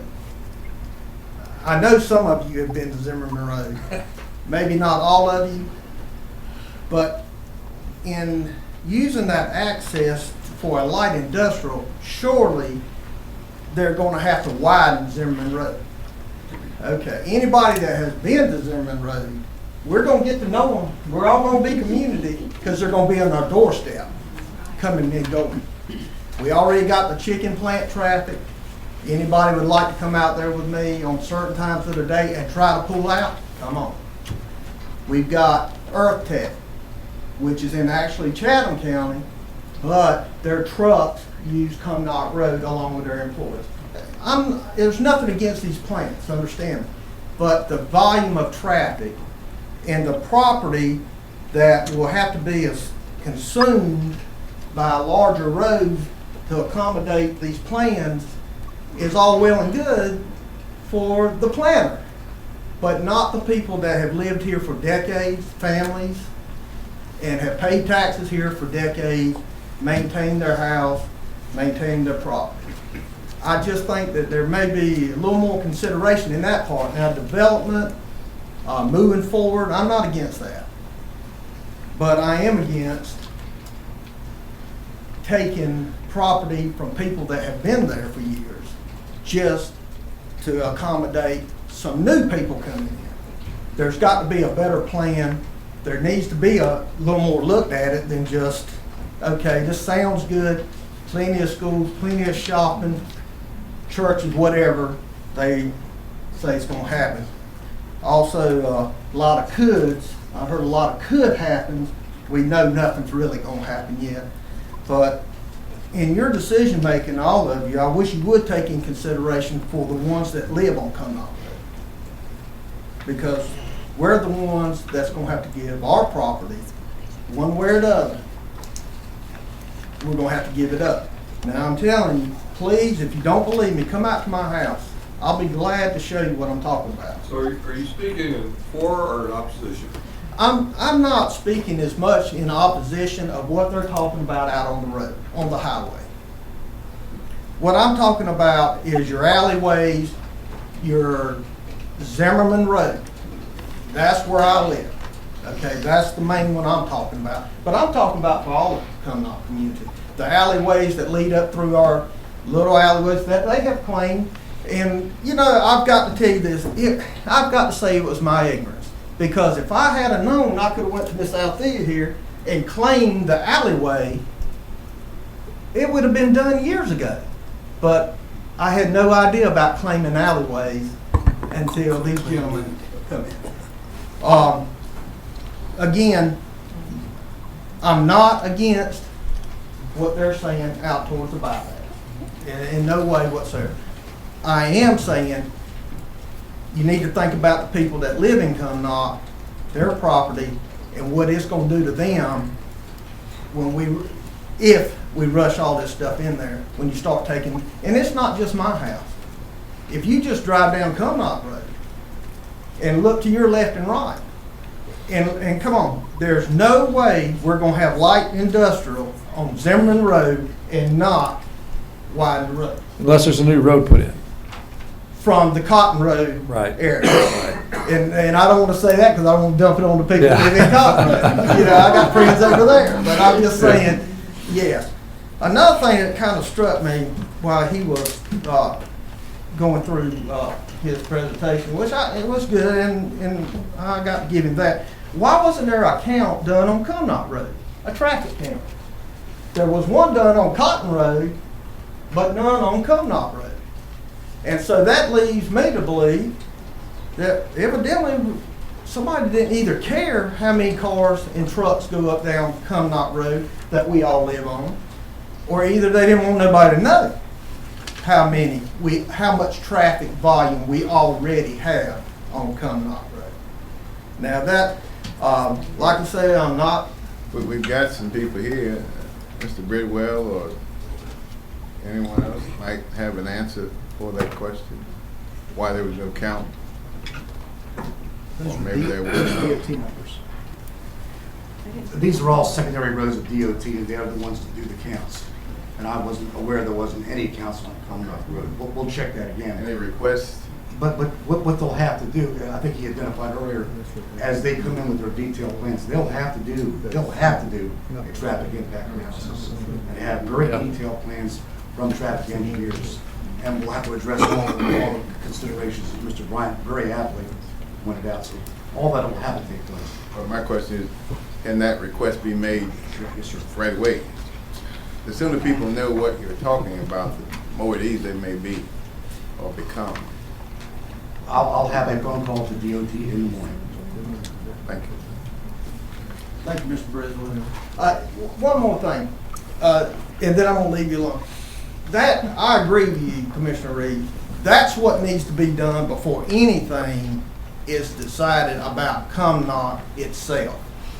Is we need to know the facts. We need to know how many more cars are going to be coming through that road. We're going to need to know how much land the state's going to require by law before we give it up. Come on, we need to know. That's important to me because I'm telling you, the 3 residents that my name's on Zimmerman Road, 2 of them especially, one of them I live in, if they widen that road much more, we're going to, like I said, we're going to be shaking hands with them when they go by. We're going to be really friendly with them. Now, if you'll come out there, you'll see what I'm talking about. Mr. Bryant. Yes, sir. I supervise a church out there, and I have members out there on that Yes, side. So you have some very valid points that I hadn't thought about in the beginning. However, we want to make sure that I'm not going to allow for you all to shake hands out there with someone coming through there like that. Well, I certainly hope not, and I appreciate that. I mean, even from beginning of that Cumnock Road to almost down to the Camel Bridge, we have folk on that road and also back on Cotton. So we're certainly going to make sure that we don't allow the quality of life be disturbed, at least not by my vote. Well, I certainly appreciate that. Thank you. Thank you for your time. Mr. Chairman, may I ask a question? Yes, go ahead. I just for the record, I want to make sure we're clear on the record. Now, I understand from your comments, this is Zimmerman Road. Can I approach where I can look at it? Sure. Thank you. This looks like That is correct. This is where it's going to be light industrial, as I understand it. and I understand this is going to be PUD. Now, and you said down by the highway, you didn't have any concerns. Well, And no, you're- I didn't say I didn't have any concerns. What I said, I wasn't fighting, or wasn't not fighting, but I wasn't really, because there's other people here that's got more concerns about that area. Right, that's what I'm trying to figure out. Yeah, and Ask- I'm not opposed to having, you know, certain things in that area. Trash dumps, things like that, of course not, you know, who would? But my concern is the Zimmerman Road access where they're gonna put the light zone for light industrial. Right. So, but for our purposes right this second, I know you've got general concerns, but for our purposes, this right now, for public hearing number one, the green space, the green area, right there. Right here. No, that green, yeah, that green, is, I thought I heard you say that which is near the road, 421 bypass and all that, was that an area of your concern also, or is your area more around the purple? Again, my area is going, or that I'm concerned about, is not only the purple, the road on all of Cumnock Road. Okay. Because I have family that live from one end of it to the other. Just want to make sure I understood what you're saying. Yes. Thank you. That was my question. Okay, so the area that we're looking at really isn't on Cumnock Road. It's in the, behind the area residences that are on Cumnock. And it's borders Cotton Road and, I don't know, is there a river down there? Mr. Chairman, from these maps, and if you're looking at these maps and you have never been to Cumnock, I've been to Cumnock. okay, then have you ever been on Zimmerman Road? Not that far, no. Okay. If you turn right on the Zimmerman Road, coming off of Cumnock Road, it's just a loop. Matter of fact, the railroad cut a ditch across the second railroad so the chicken trucks couldn't come down our road. And thank them for that. But that was enough. I mean, but if you come down Zimmerman Road, it's a tight-knit community. It looks real impressive, and it is impressive on this map, and it looks bigger. But when you drive up into Cumnock, it's not as big as it appears, especially on these maps you're seeing. Thank you for your time. All right, thank you. Okay, anyone else that wants to speak for the proposal? If not, anyone wants to speak in opposition to the proposal? Okay, if nobody else wants to speak? Mr. Chair, can I just respond very briefly to Mr. Bryant's comments? Go ahead. Thank you. Wanted to confirm that, you know, if that is developed light industrial, tax-based purposes, employment center, Mr. Bryant's absolutely right. There'll have to be light, there'll have to be improvements to Zimmerman Road, or there'll have to be, someone will have to purchase parcels that would provide an alternative entrance off of Cumnock Road back into that parcel. We looked at, and actually, of all the areas that we had the most internal debates on what to request the rezoning for, that parcel actually we spent more time on than the others, because we were trying to figure out what would be the most appropriate land use classification from a zoning perspective for a parcel between two railroad tracks. And I don't know if that will be a use that will involve almost no traffic, like a self-storage facility, or one that could have a number of employees coming in and out. We actually thought if we went in typically if you went in with office or high-density residential, it would generate more trips than light industrial, actually, as a general rule. So in thinking about the concept as a whole, we thought what, at least from a land planning perspective, what made sense from a zoning perspective, because we'll have to work out the access down the road at site plan stage. The other thing I'd like to mention is you know, I am pretty confident in saying at this intersection, which is the intersection of Cumnock Road and Cotton Road, this is going to be the main entrance into the highway commercial part, which will be, again, grocery stores. The highest density, the most traffic counts will be right here off the highway.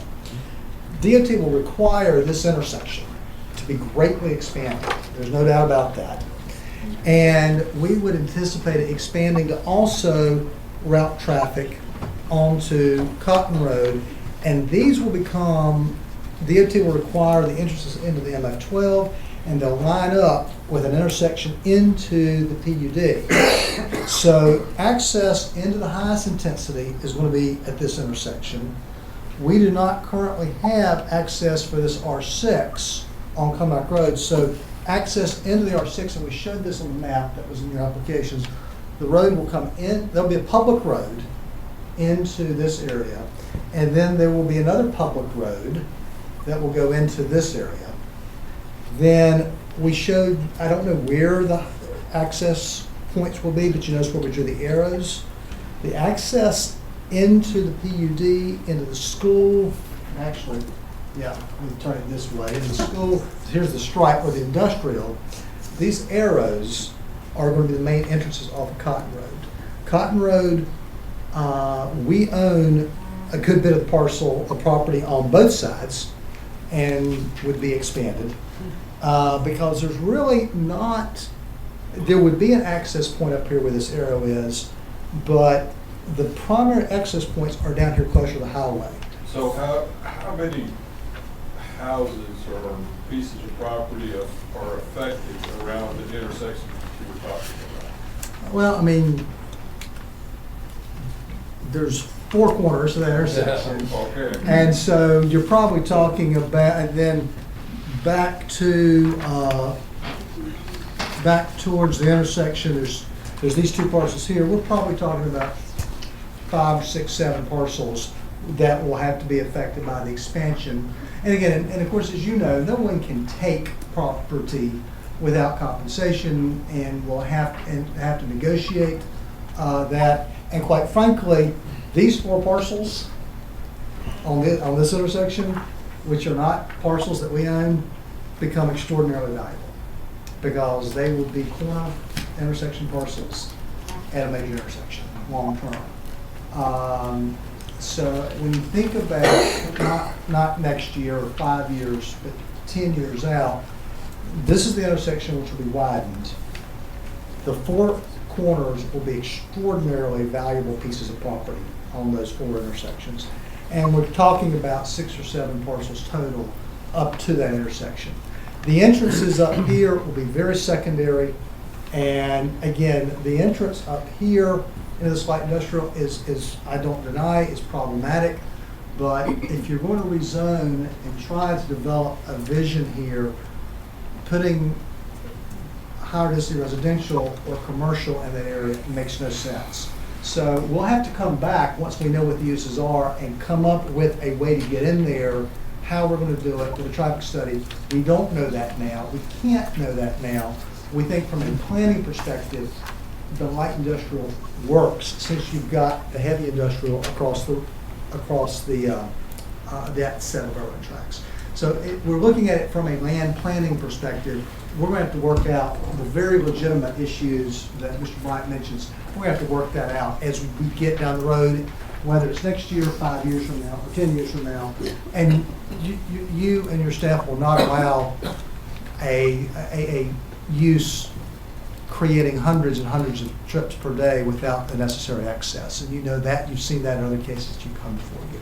And I just wanted to add that clarification. And any other questions that the commissioners may have? And we actually, I agree. I'm glad Mr. Bidwell called DOT tomorrow because again, it wasn't our traffic counts because again, we don't know, we haven't done a traffic study. We don't know what our uses will be, but we'd like to know what the traffic count is on Cumnock. There's a lot of trucks on that road, but you know, the expansion of the intersection, the road improvements that will be made at the intersection, and the road improvements that will be made between there and Cotton will be handling the bulk of the traffic, I would say, for the next 10 to 15 years, quite frankly. And it will not, the traffic will not likely go beyond, and as I see this building playing out, not likely to be significant beyond that intersection for some time. Okay, thank you, Mr. Thank you. Okay, I declare the public hearing on, I'm just going to refer to it as MF12 closed. What's the? Could someone ask a Well, question? Could someone ask a question? That had to be called on. Okay, that's all right. Okay. We can go on to public hearing number Could 2. someone just ask a question? I just have a question, maybe a stupid question, but I need to. Okay, go ahead. This may be a stupid question, but they say no question, if you don't ask it, might be stupid. My name is Dale Marks. I stay at 1258 Black Road on the southern part of Lee County. I'm not really involved in this.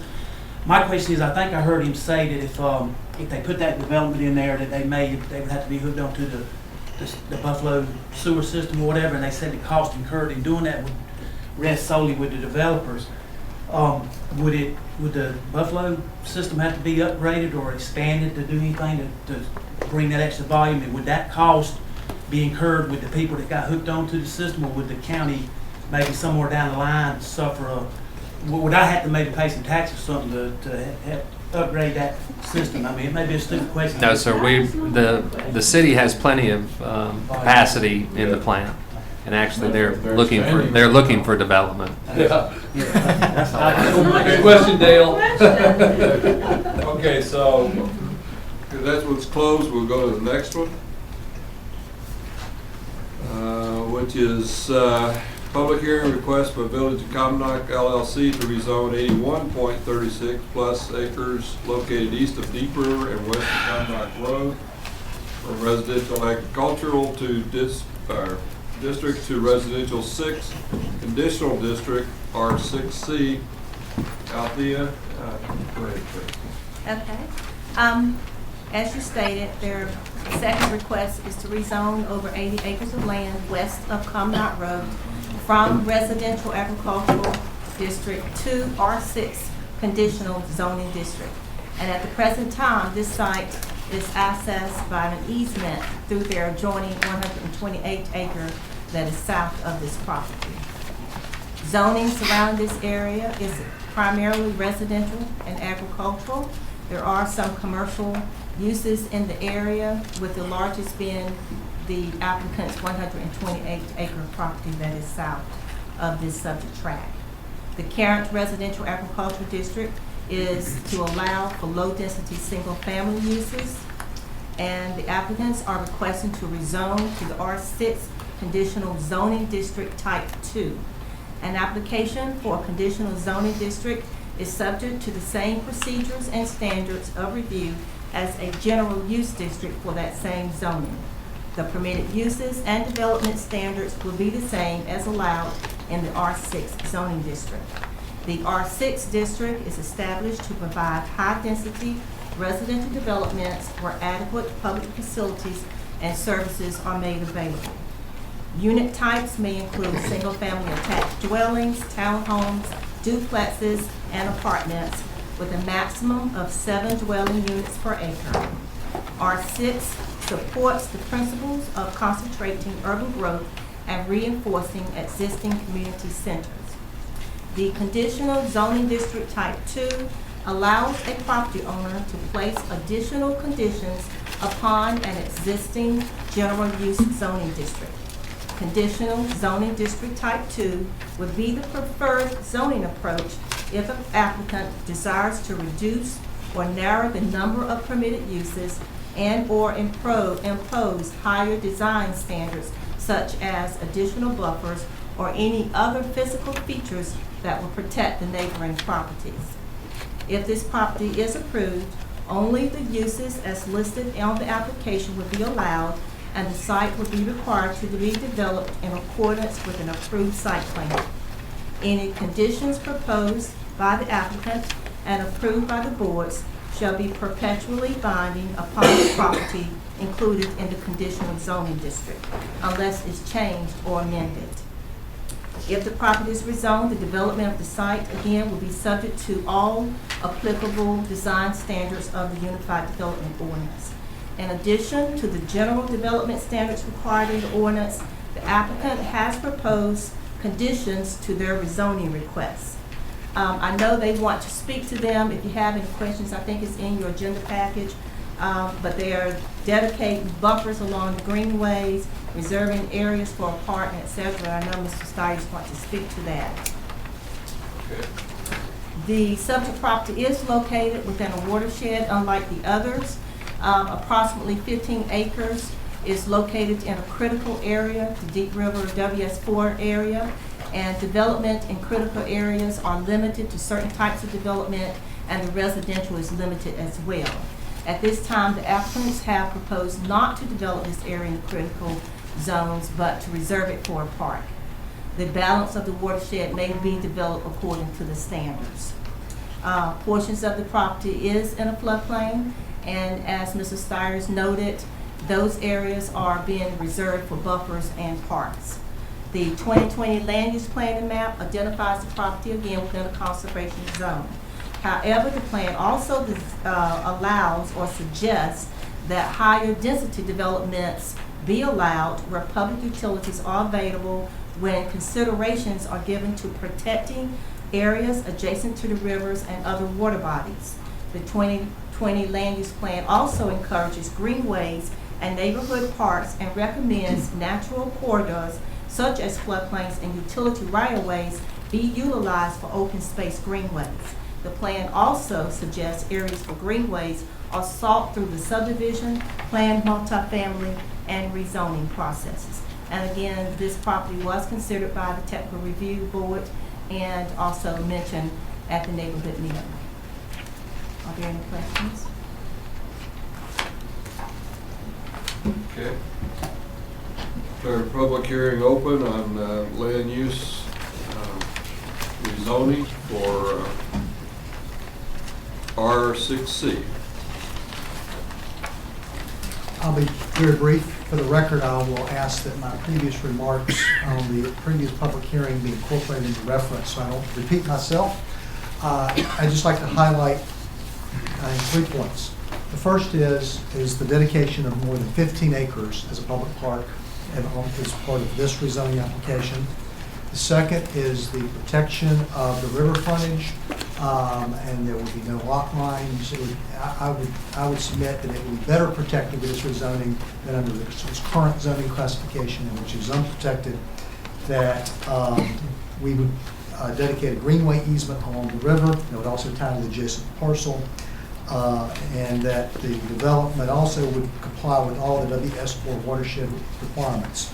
The last point I would make was that we have imposed buffers here to ensure that there's adequate separation between this area and the existing residences along Cumnock Road. We think that's very important to provide that separation. 50-foot planting area, non-disturbance area with existing vegetation, and no footprint within 75 feet. So the protection of the riverfront, the dedication of the park, and the protected buffers from existing residences are the key conditions that we think make this a very strong application consistent with your land use plan, and appreciate your consideration, and I'll be happy to answer questions. Mr. Chairman, just a question regarding the dedication of the park. I understand 15 acres? At least 15 acres. At least 15 acres, and that's going to be donated to the county? That's correct. We're not building a school, but we are. That's a floodplain. But we are, yes, this would be a donation to a public entity that we would negotiate with, and presumably the county. If the county didn't want it, we'd have to go to another public entity. But Like you said, a neighborhood association. that would incorporate, not a homeowner association per se, but it would be a public use. And there was a question was, is there something, what happens if someone buys it for public use and converts it to non-public use? And we will make sure that there are restrictive covenants on the dedication of the parcel to ensure that it remains in perpetuity a public park. This also came up during the public hearing or the information briefing out in Cumnock, and my concern is that we clearly understand that this is an option to dedicate that, or for the county to incorporate that in our county parks and recreation system But if we did that, we would also be taking on ownership of maintenance and upkeep, is my understanding. So, we want to keep our options open to preserve that option in the future, but not necessarily agree that we're gonna take that on, because, obviously, there's also, the indoor furnace is not that much further down the road, and we got some designs on that area as a potential park.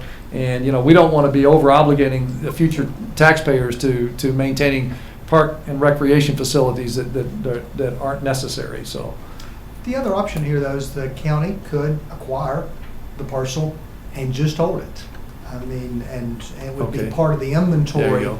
of the county and to be developed down the road whenever deemed appropriate. So, but basically, we're saying, from an ownership perspective, we will dedicate that public park. Now, a lot of discussions, we've also had kind of informal offline discussions with a number of folks in the community, and the park was a very important feature. A landowner doesn't typically donate 15 acres readily, but we understood that this was an important part. They could also be integrated into, given the location, it could be integrated into river uses. There you go. You could have a chain of parks down the river. It's also where it can be integrated back into the community and accessed kind of from the traditional community that's there. It's a good point. They also, as I recall, the State Department of Environment and Natural Resources identified the Deep River as its canoe byway, one of the primary canoeing areas, yet there really hasn't been a lot of development or cleanup along the river. And this might lend itself to that sort of thing, to have landing sites or whatever in that area for canoeing. And so there are several options that could be made there that might be helpful and attractive for people to live out there. And all of those are consistent with what we are wording in the condition, how the condition's worded. All right, thank you very much. Any other questions? Anyone wishing to speak for this proposal on application for R6 conditional zoning district? Anyone wanting to speak in opposition? Declare the public hearing closed. We'll move to the next one, which is public hearing request by the Village of Comnock LLC to rezone 45 acres located east of Comnock Road and between two sets of railroad tracks from residential agricultural district to light industrial conditional zoning LIC district. Althea? Yes. So zoning surrounding this tract is residential agricultural and heavy industrial district. The residential land uses, again, consist of low-density, single-family uses, and the industrial district includes the Pilgrim's Portrait Processing Plant. Also, a vacant 252-acre tract formerly owned by Triangle Land Conservancy and now the state of North Carolina adjoins this tract to the east. The tract, pardon me, the applicant also owns 153 acres to the south of the subject tract. Excuse me. The current residential district, again, allows low-density, single-family dwellings, and it supports low-intensity agricultural operations as well as agribusiness and supportive industrial and commercial uses. This rezoning request is also for a conditional zoning district type 2, and it would be heard in the same manner as a general use district for the LI.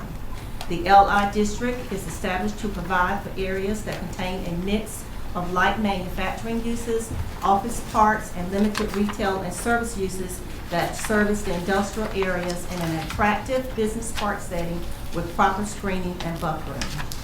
Again, the conditional zoning district type 2 allows the property owner to place additional conditions upon the zoning district and the permitted uses. If this property is rezoned, a detailed site plan shall be reviewed and approved by the boards, and the property will be subject to all standards for light industrial developments. In addition, with this property, the applicants have also placed specific conditions or exemptions from the permitted use list of light industrial.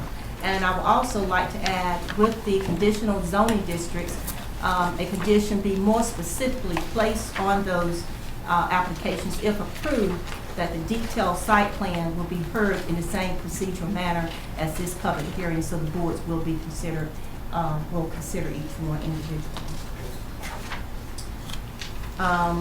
The subject property, this property actually has access to public water, and again, public sewer will have to be extended, and they will have to abide by the city standards for that.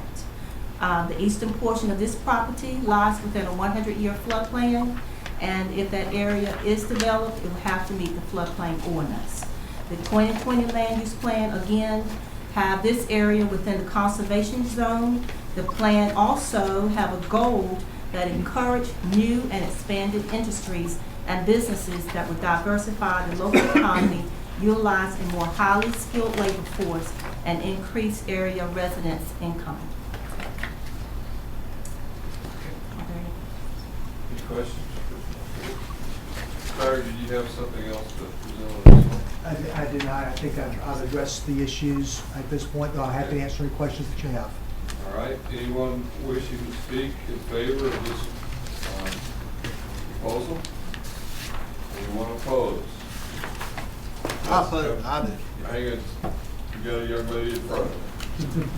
Please come up and identify yourself and where you're going to say.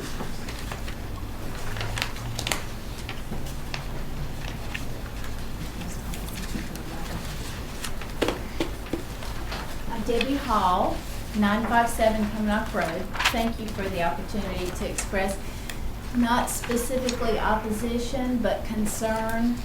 Along with Kevin Bryant, I have a great concern about the traffic, but I also have a concern about, as I was reading what I did understand, there were not big buffers in that part between that little loop of Zimmerman Road where my one and only grandchild lives and the light industrial. So that's a concern for me. And like I said, I'm not going to say I'm totally opposed, but I'm very concerned about the traffic. I'm very concerned about the fact that several of those people have developed land there with a pond and a pretty green area, and it looks like that light industry could come right up to that yard.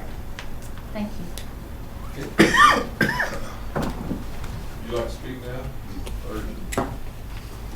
I think I've made myself pretty well clear on what I feel that. But the one thing that like Debbie Hall was saying is her concern with the traffic. But if you listen to what this gentleman, I'm sorry, I've forgotten your name. That's fine. And what he is proposed, there is no way you can put any of that in that little piece of property without the traffic increasing, and when the traffic's going to increase, the roads are going to have to be widened, and citizens of your county, our county, are going to lose some of their property. Now, yeah, I understand that they could be paid for it, that type thing, but still, how close does a road have to be to a house in our county before they have to buy the whole house? Just for clarification, show me where your property is, Lisa.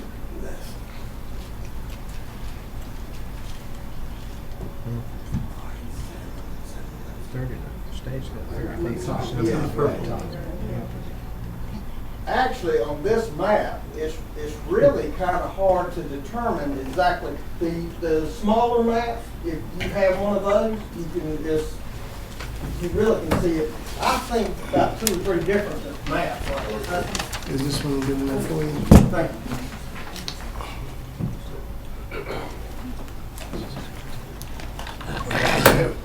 Kevin. Here you go. Yeah. Thank you. Are you on 116? Is that where you want to go? Chairman, may I approach? Yes, please. Yes. Where's Zimmerman Road? Okay, 116 in your packet, guys. May I approach as well, just so I can Yes. see? Where Zimmerman Road is, it goes off of Zimmerman Road, coming from. Should have bought a bed, should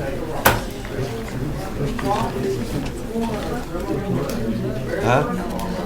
I'm telling you. Did you start off as Marshall?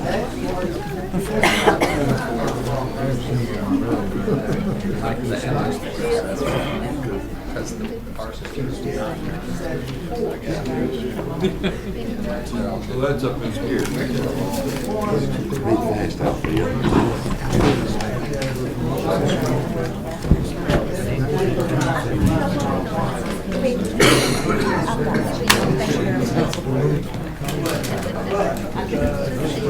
Sam, I should get a little bit orange. Been doing a lot of coffee.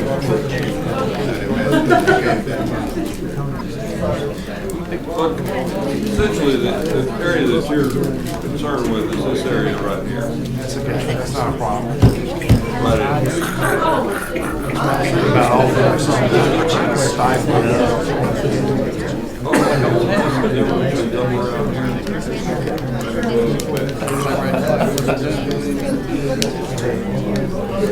Could you go to the mic? Could you go back to the mic? Sort of get a relationship.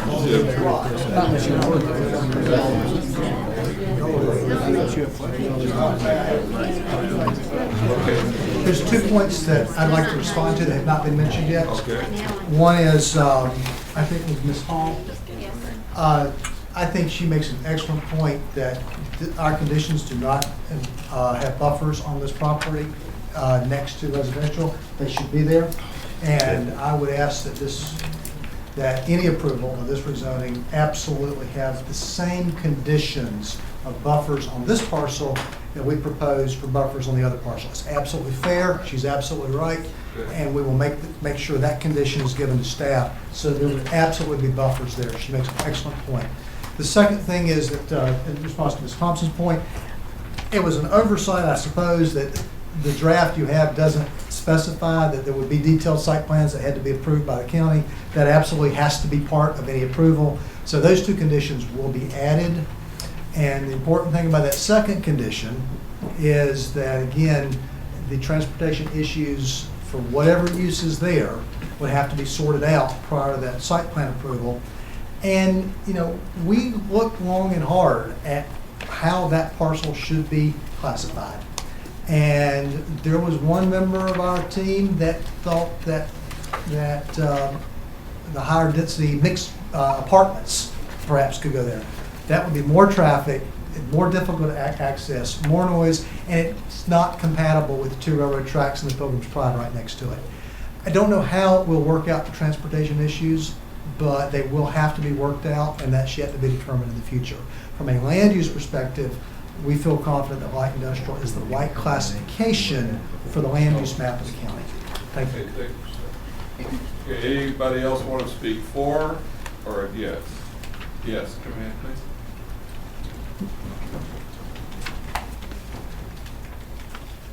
Jessica Cox, 160 Leyland Lane, Bear Creek. I'm sorry, I wasn't prepared to speak tonight. I'm a member of Come Not Baptist, which we've already had the county buy some land from the church for the bypass project. And I'm just concerned with all the apartments and all the industrial you're going to bring in. Come Not's kind of a historic ground for the Civil War and all that. I would like to see it preserved as maybe as a park or hiking or horseback riding rather than we looking at bringing in homes and industrial. And because you know when you bring those issues in, that brings more people and more issues as they're concerned as well. And Come Not's a small town community, and that's why I chose to build my first home that's in the process of being built just right over the Camelback Bridge, and because it's just a hometown, and that's just my concern. Thank you. Anyone else wishing to speak? If not, I declare that public hearing closed. And move on to public hearing request by Village of Commonock LLC to rezone 153.17 acres of land located north of Cotton Road and east of Commonock Road from residential agriculture to planned unit development district. Yes, sir. This request is to rezone to Planned Unit Development District, or PUD, as some may recall.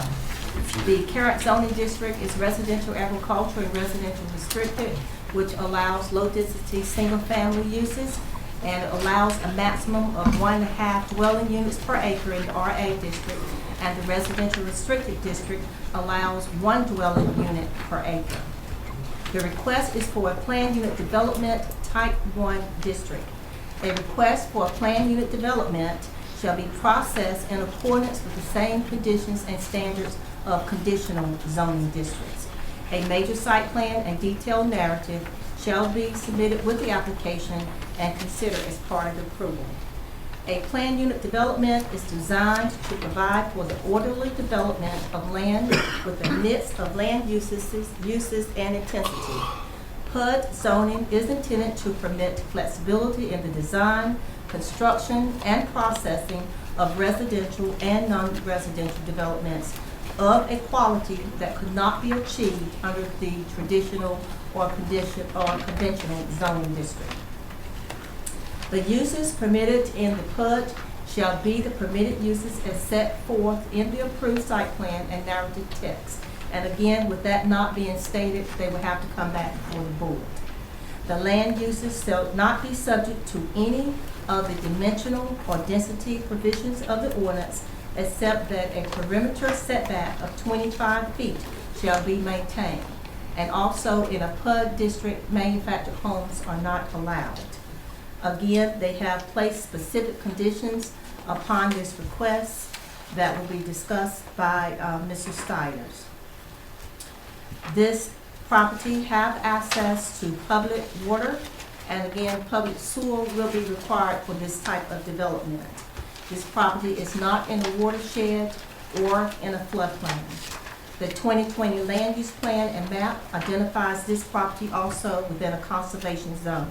The plan also recommends allowing planned unit developments with a minimum size of 100 acres be permitted, provided that the overall gross density is less than 2 residential units per acre, with consideration given to protected areas adjacent to the rivers and other water bodies, and that the PUD is serviced by public utilities. Are there any questions? Any questions from Ms. Alpin?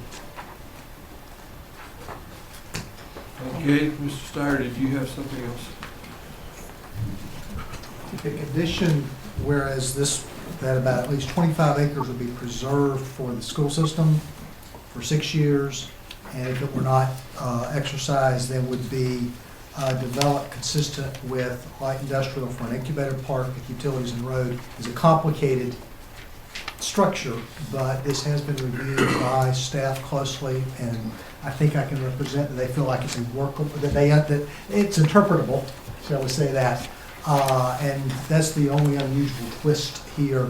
This is really the heartbeat of the entire project, obviously. We think your PUD design parameters in your ordinance work very well, and that this, again, being in the heart of the project, gives us that flexibility for mixed use for different price points of housing. I think Mr. Smith's comment about making sure that there's housing at different price points, the PUD gives us exactly that ability to do just that. So that's why it works well for this parcel, and I'll be happy to answer any questions that you have about the complexity of the conditions, or how we constructed them, or how this kind of fits together with the other parcels. Any questions, Mr. Steyer? Again, I will note the major entrances are off of Cotton Road, not off of Cumnut Road, as I said earlier, and I wanted to also add that. Anyone wishing to speak? I've got one question for him. Yes, Have you sir. had any discussion with the school board regarding that 25 acres? Not in any detail, no, sir, not yet. We felt, that should be, the terrain is relatively level. One reason we chose that was because of the way the terrain is laid out. and that should be sufficient for an elementary school. Mr. Tate has done a good bit of work for schools, so it would be appropriate for an elementary school at that location. From the terrain perspective and size perspective, in terms of detail, we've not had those discussions yet. We'll accept a donation of a school. Let them know that one board member has not voted to build a school out there yet, so. Well, I understand. No, and this isn't committing anyone to build anything anywhere. I It's just setting understand. that property aside. And people get happy though. Any other questions? You said 25 acres for 25 years? 6 years. No, 25 acres for 6 years. 6 years, I'm sorry, 25 acres set aside at least for 6 years for the school system. Now, they don't have to build at any point in time, Right. but as they see development patterns occurring, if they decide they need it, that close to the county line. So you will hold it in reserve for 6 years? All I think of as a right of first refusal that the school system gets. Thank you. You know, land is like a kid with driving license. Turn 16, get his license. He's got his license and he thinks he's got a car too. Having an 18-year-old and a 20-year-old, I understand exactly what you're saying. Okay, anyone wishing to speak for this proposal? Anyone wishing to speak against it?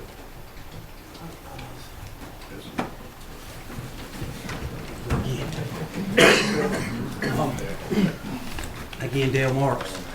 On the school thing there, okay, you guys had some concerns about the Harnett County situation, didn't want to fall in that. What's going to be the fallback plan if, is the board going to be pressured with this 6-year deadline where we're going to start getting up within a few years of that land expiring or that 6-year thing expiring? Then are we going to have pressure on the board to have to build a school, feel the urgency to build a school because or do we need to come up with some kind of backup plan for those children and stuff? You know what I'm saying is what's going to happen in 2 or 3 years, we start getting close to that 6-year deadline, and then the school's going to be, hey, we got all these kids and stuff. What is our backup plan on that? Or are we going to just automatically be compelled to have to build a school there? It may be as a necessity, be an uproar. The parents are going to do like Harnett County. You know, the people are going to be coming forward and saying, well, look, we got to do something to these children, and then the board may be forced or pressured to do something that maybe they don't feel like they really all in favor of, but public pressure may put it on that they got to do something. So are we creating a problem with that? And what is the reason of the 6-year? I don't know about the industry and I don't know about developments and stuff. Why is it a 6-year period? Why is it just 6 years? I mean, is that just not feasible to go further than that as far as financial wise or whatever? That's just my concern. The board will be revisiting this thing in 3 or 4 years when we can start getting close to that land expiring. And when the public becomes aware of that, then they're going to feel like they're losing something. They may be pressured to try to go and build a school that we may not be financially able to do. Or, I mean, what's the backup plan for those kids? If we, you said there may be an issue there, Harnett County issue, or we're going to have to find another place to bus those kids and stuff. So anyway, that's my concern. Mr. Gray may want to talk about the 6-year expiration. I don't know of any reason why. I mean, if it's earmarked for that purpose, does that decision have to be made within 6 years? Well, you might also ask where that 6 years Yeah, starts. where That's that right, came that was from. gonna be mine, just Yeah. as part of that, when does the clock start ticking for the 6 years? It's a great question because it's really, I mean, I would think it would start well, it could start ticking whatever the condition, how the condition's worded. Right. Since the condition's silent, I would think it would start ticking from the time of the zoning approval. Okay. That would be my anticipation. And I will say there's nothing magic about the 6 years, but it's just, I think that you'll be, and there's no requirement of anything built at any given time, but simply, And you still got to buy it. Still got to buy it. And but we also know, again, I live in Wake County, how difficult sometimes it is to find 25 acres. Yeah, especially up there. And it's and that has been a huge issue. And so what we're trying to do is say, they won't need to be looking for 25 acres if they want to find it. They'll have it if they want it. And as you develop that property, there will be roads built into it and that type of thing. That's the other will assurance. also be an added incentive for the school.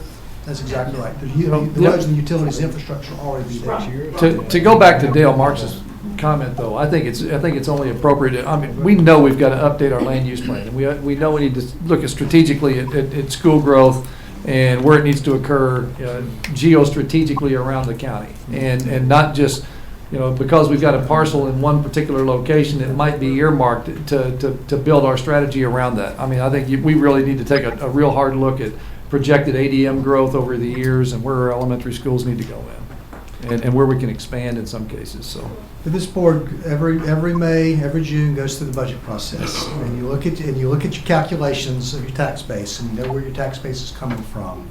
You know what your tax base currently is on parcels that are zoned RR and RA.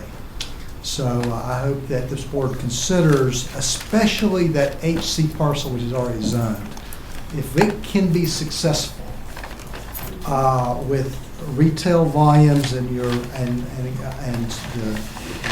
local component of your sales tax and the other properties that could be developed in this location from an economic development perspective, and what that would mean to your tax base if this were approved. Okay. Thank you. Okay, anyone else wishing to speak? If not, public hearing is closed, and I guess we'll dismiss the folks to go to the planning. You're going to meet in the worker room. And I'm going to take this time to declare a 10-minute break.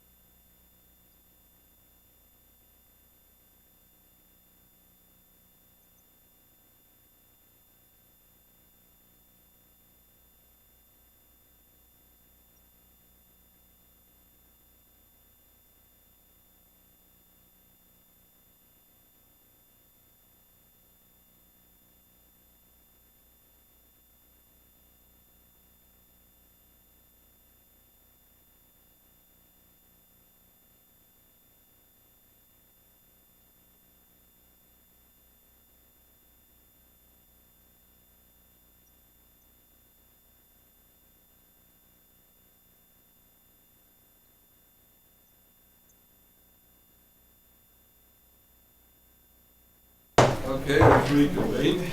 Are we? And we're into. She's waiting for yours. Yes, sir. Good.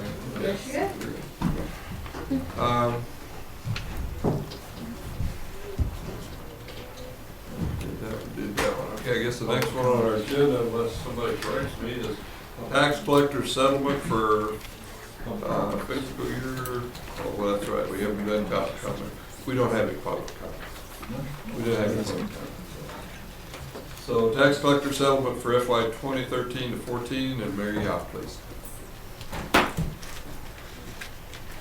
Good evening. Good evening.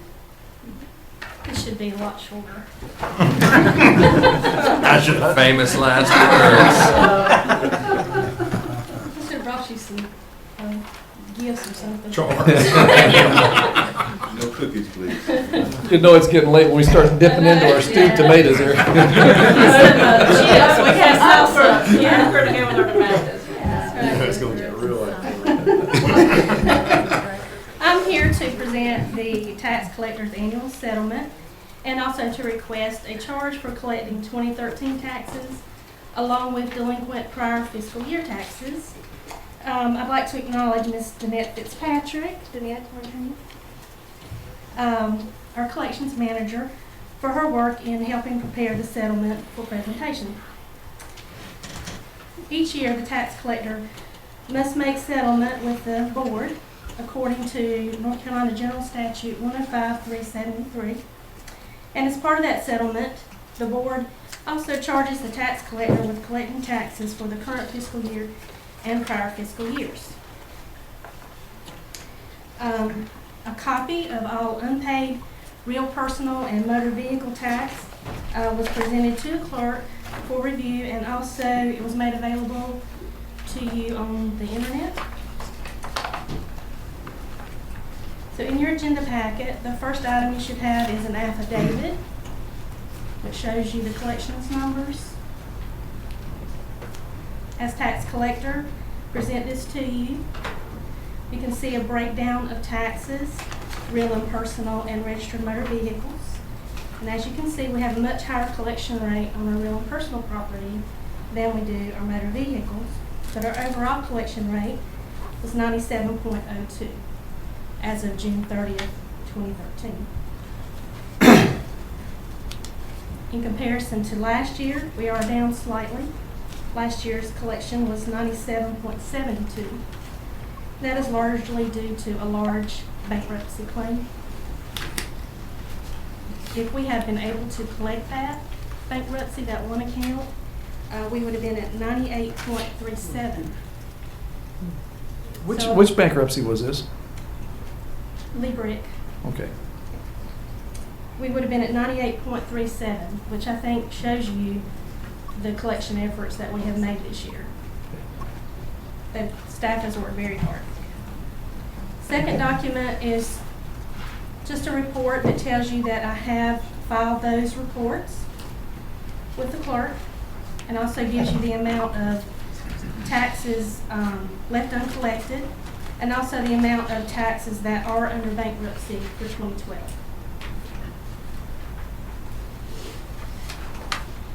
So And as are you we can see- likely to realize anything out of that? Yes, I mean, we can't force collect it, but we'll get money in from the courts when they come out from under bankruptcy, or if the bankruptcy is dismissed, we can begin. Is it Chapter 11? It was a combination. Chapter 11, these are all large ones. The large one's 11. So we hope to collect it, but we can't force collect it.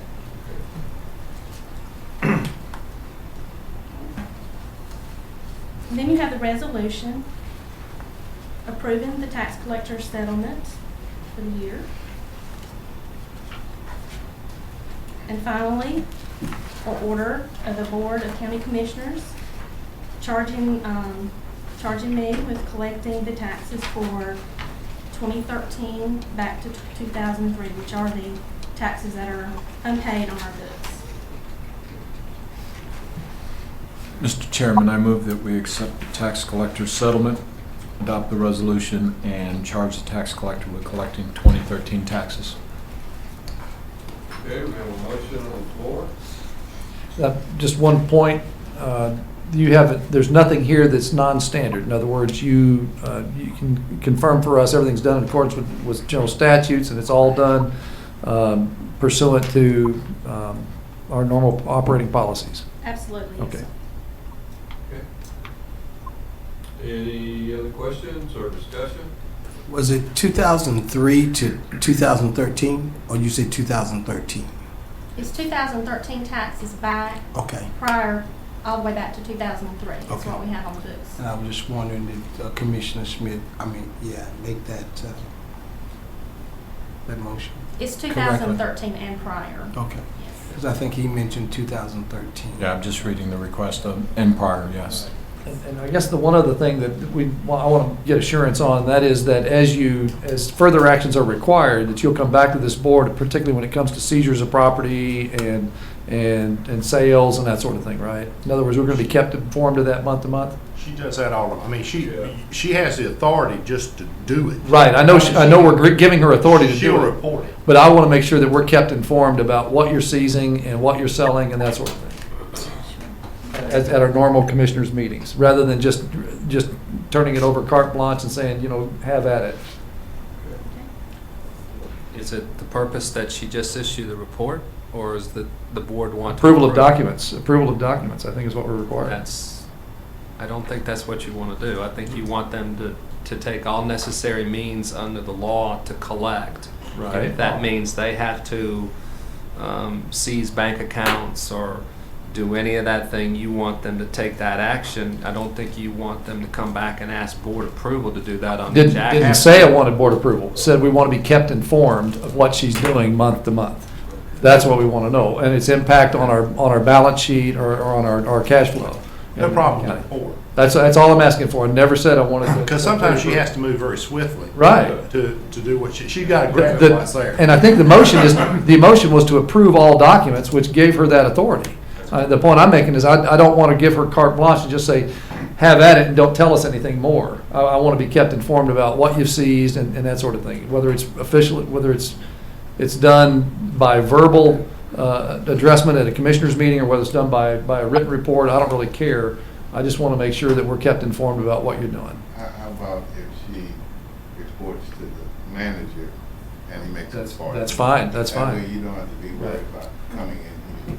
That's right. And for clarification, are you just concerned with property seizures or foreclosure or any means of? Everything you're doing to collect on back taxes, okay? Because that's a lot of. Right, it's gonna, basically, it's either gonna contribute or it's gonna catch us back up to what we should have collected in the first place. Because we do issue a lot of garnishments that we don't end up collecting on, but we issue them, that there's no money in their bank accounts or they're no longer working. We don't end up getting that money. I think you could have kind of a numerical report or something like that you might could gauge from month to month, but past something like that, because she's doing garnishments every a day. batch. Let me clarify that then. What I'm really interested in are significant recoveries that we've done either through a seizure or through a sale or whatever. Because I know we've got some properties we've accumulated over the years, and we haven't sold most of them, I guess. I mean, there are things that I want to be kept informed about, not just Like over $10,000, or I mean, you would set a dollar. Well, for instance, if we have a foreclosure sale, you would like to know what the results of that were. Right. Yeah, that's easy. Or if we go and physically attach someone's personal property, you might. I'm not interested in knowing about everybody's paycheck that's been garnished, okay? What I'm interested in is significant cost recovery that we've done, so that we can be kept informed. Okay. All right, we have a motion on the floor. Any other discussion or questions? Not, all those in favor say aye. Aye. All those opposed? Unanimous? Ray, I think you're up again, right? Yes, sir. Okay, go ahead. Second item I have tonight is requesting approval for an addendum to our audit contract for our business personal property audits. I'd like to recognize Mr. Kurt Boone with Tax Management Associates. And looking up here, in case y'all have any questions for him. In 2011, the North Carolina General Assembly passed House Bill 462, which subsequently amended General Statute 105-299 to prohibit the use of contingency-based payments for services agreed to in our original contract with TMA in September of 1996, amended in April of 2011. An addendum is needed to change the method of payment for business personal property audit services. In your packet, you have a copy of the original contract dated September 23rd, 1996. It's when we began business with TMA. And also the addendum that was approved on April 18th, 2011. And that addendum was for a specific project. We did a discovery project in the county to look for unlisted businesses. And so tonight, I'm asking for a new addendum that's also in your packet to change the method of payment for tax management because of the change in legislation. Okay, we have a motion to approve. Any questions for Mary? Okay, if not, all those in favor say aye. Aye. Opposed? Thanks. Thank you. Got off easy tonight. Yes, sir. Thank you. Thank you. Okay, Mr. Kyle Edwards, agreement to renewal for the IT department.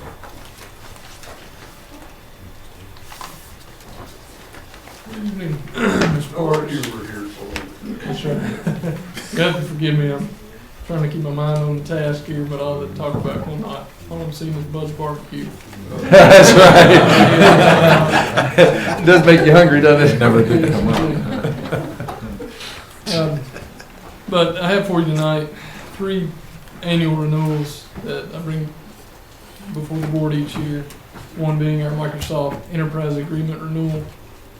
The other is a maintenance agreement renewal for our ERP system on the finance side for Munis. And the other is a maintenance agreement for our enterprise data storage.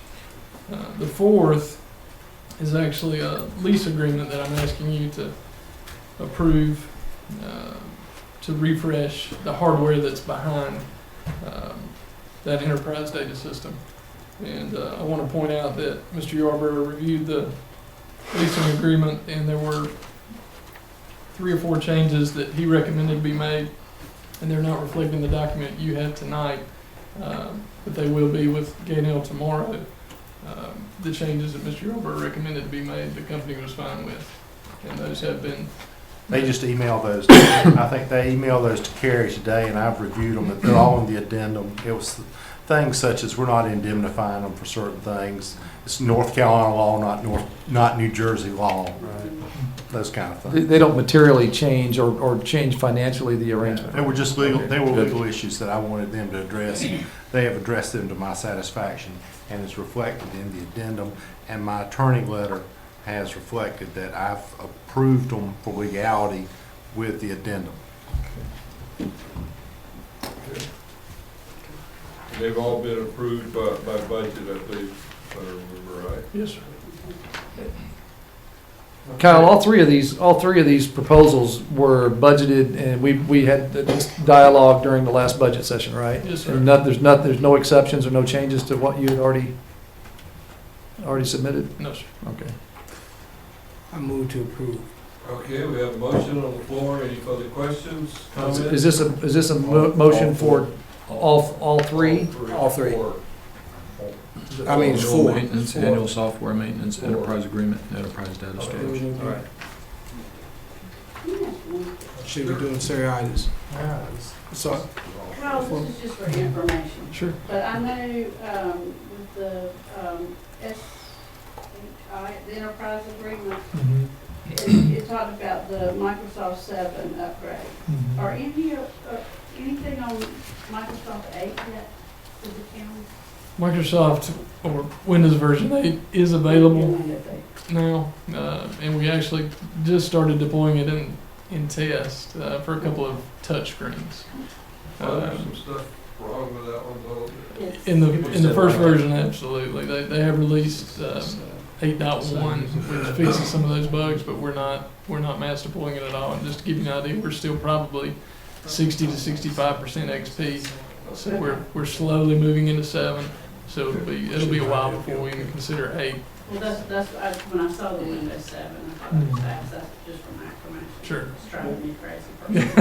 One final question on the licensing agreement. The condition on this was cost of $88,984 with a third of it being covered by social services. We have the money. Are we going to get the money in our funding stream from Medicaid, Medicare, whatever it is?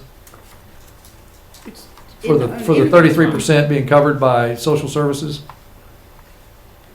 Which one is it? I'm sorry. It's Microsoft software. Soft licensing. We run about a third of this. No, yeah. That's right. All right. Okay. We have a motion on the floor for approval of all 4. Any further discussion, questions? All those in favor say aye. Aye. Those opposed? Unanimous. Thank you. I have a question before he sits down. This is not about your request. This is about, what is it, NC Fast or NC Slow?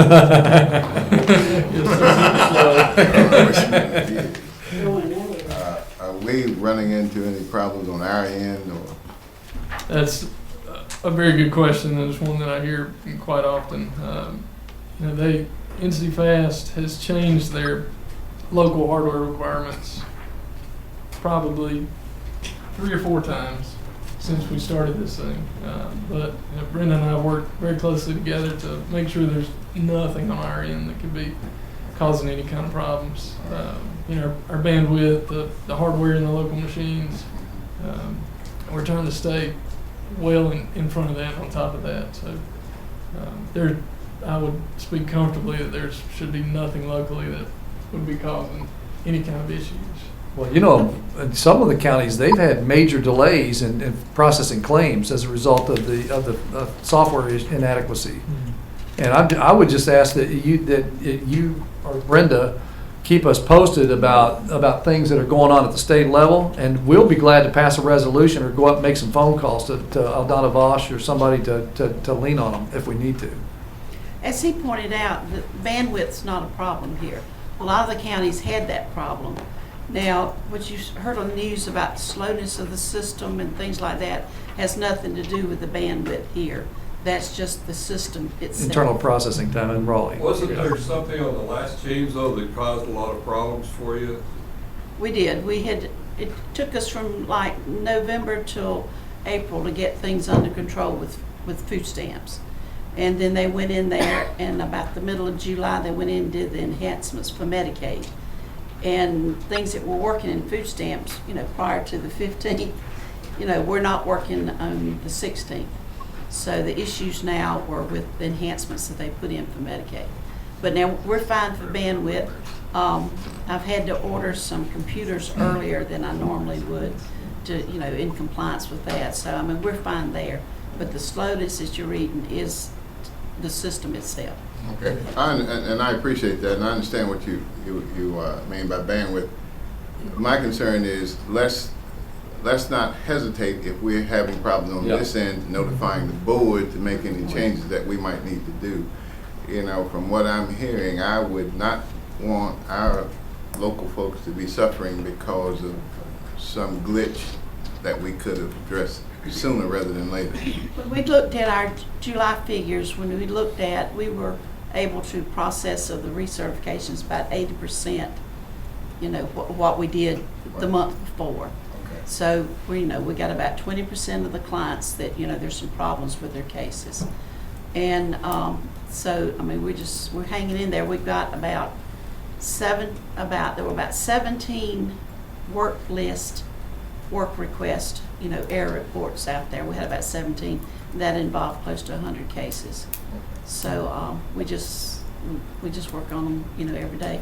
The clients, thank goodness, there's been some news articles, so they realize that it's not us, that it's the system.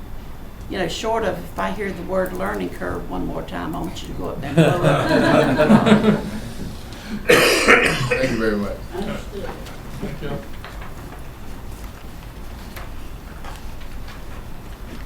Okay, thanks, Kyle. Appreciate that. Next on the agenda is budget proposal for school resource office program, but I don't believe we have a representative. I'll be happy to begin the discussion, Mr. Chairman. After the passage of the bill that transferred the responsibility for the school resource officer program to the sheriff's office, the finance officer and I sat down with their staff and went through the costs that were originally in their sheriff's department budget and tried to break that out into a different department, much like we did with animal control. The reason we did that is we want to track as many expenses in the sheriff's department as we can separately, so we know what those services are costing us, and it's easy, for him it's easier to track as well. On page 236, you see the numbers for the budget that were developed.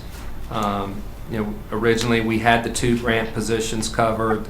We had 5 funded positions that the schools were doing, and then we had 1 supervisor. The sheriff has asked for a 2nd sergeant and is going to split, we're going to do a cost allocation there to split a lieutenant position to the SRO program. It's what we do in animal control. It's what we do in the other programs where we can actually do a cost allocation there, so it shows the true cost of supervising the program. In this budget, the items that were not covered in the sheriff's original budget were temporary salaries for this department. Temporary salaries go to cover in his department only. I want to emphasize that this only in his department. Most temporary salaries go to cover vacation or leave time. Unlike many departments where if someone takes leave, the other members of the department cover it. Since they're on a shift basis, most of the sheriff's folks, when they take vacation or sick leave, we actually have to have a physical person to take that position. So he uses temporary salaries, and that's why that's in there. The other item that was transferred in here that is probably more than expected was vehicle maintenance. As you recall, there was no additional vehicles allocated to the sheriff for SROs, so they were going to take their old vehicles that actually had been surplus and get them back out on the road.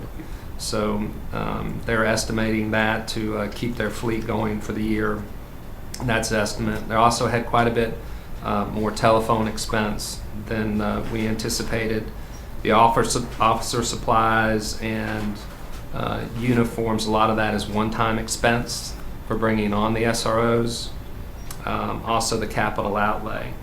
So there's some items there that weren't originally planned, and that's the main reason for some of the increase. So some of these expenses were already in the sheriff's department budget, but when we sat down with the sheriff after the bill was passed and went through it, they estimated some additional expenditures. The sheriff, seeing that the expenses had gone up, wanted to offer up $40,000 in drug seizure funds to help cover the budget, and we have the grant funds that are covered.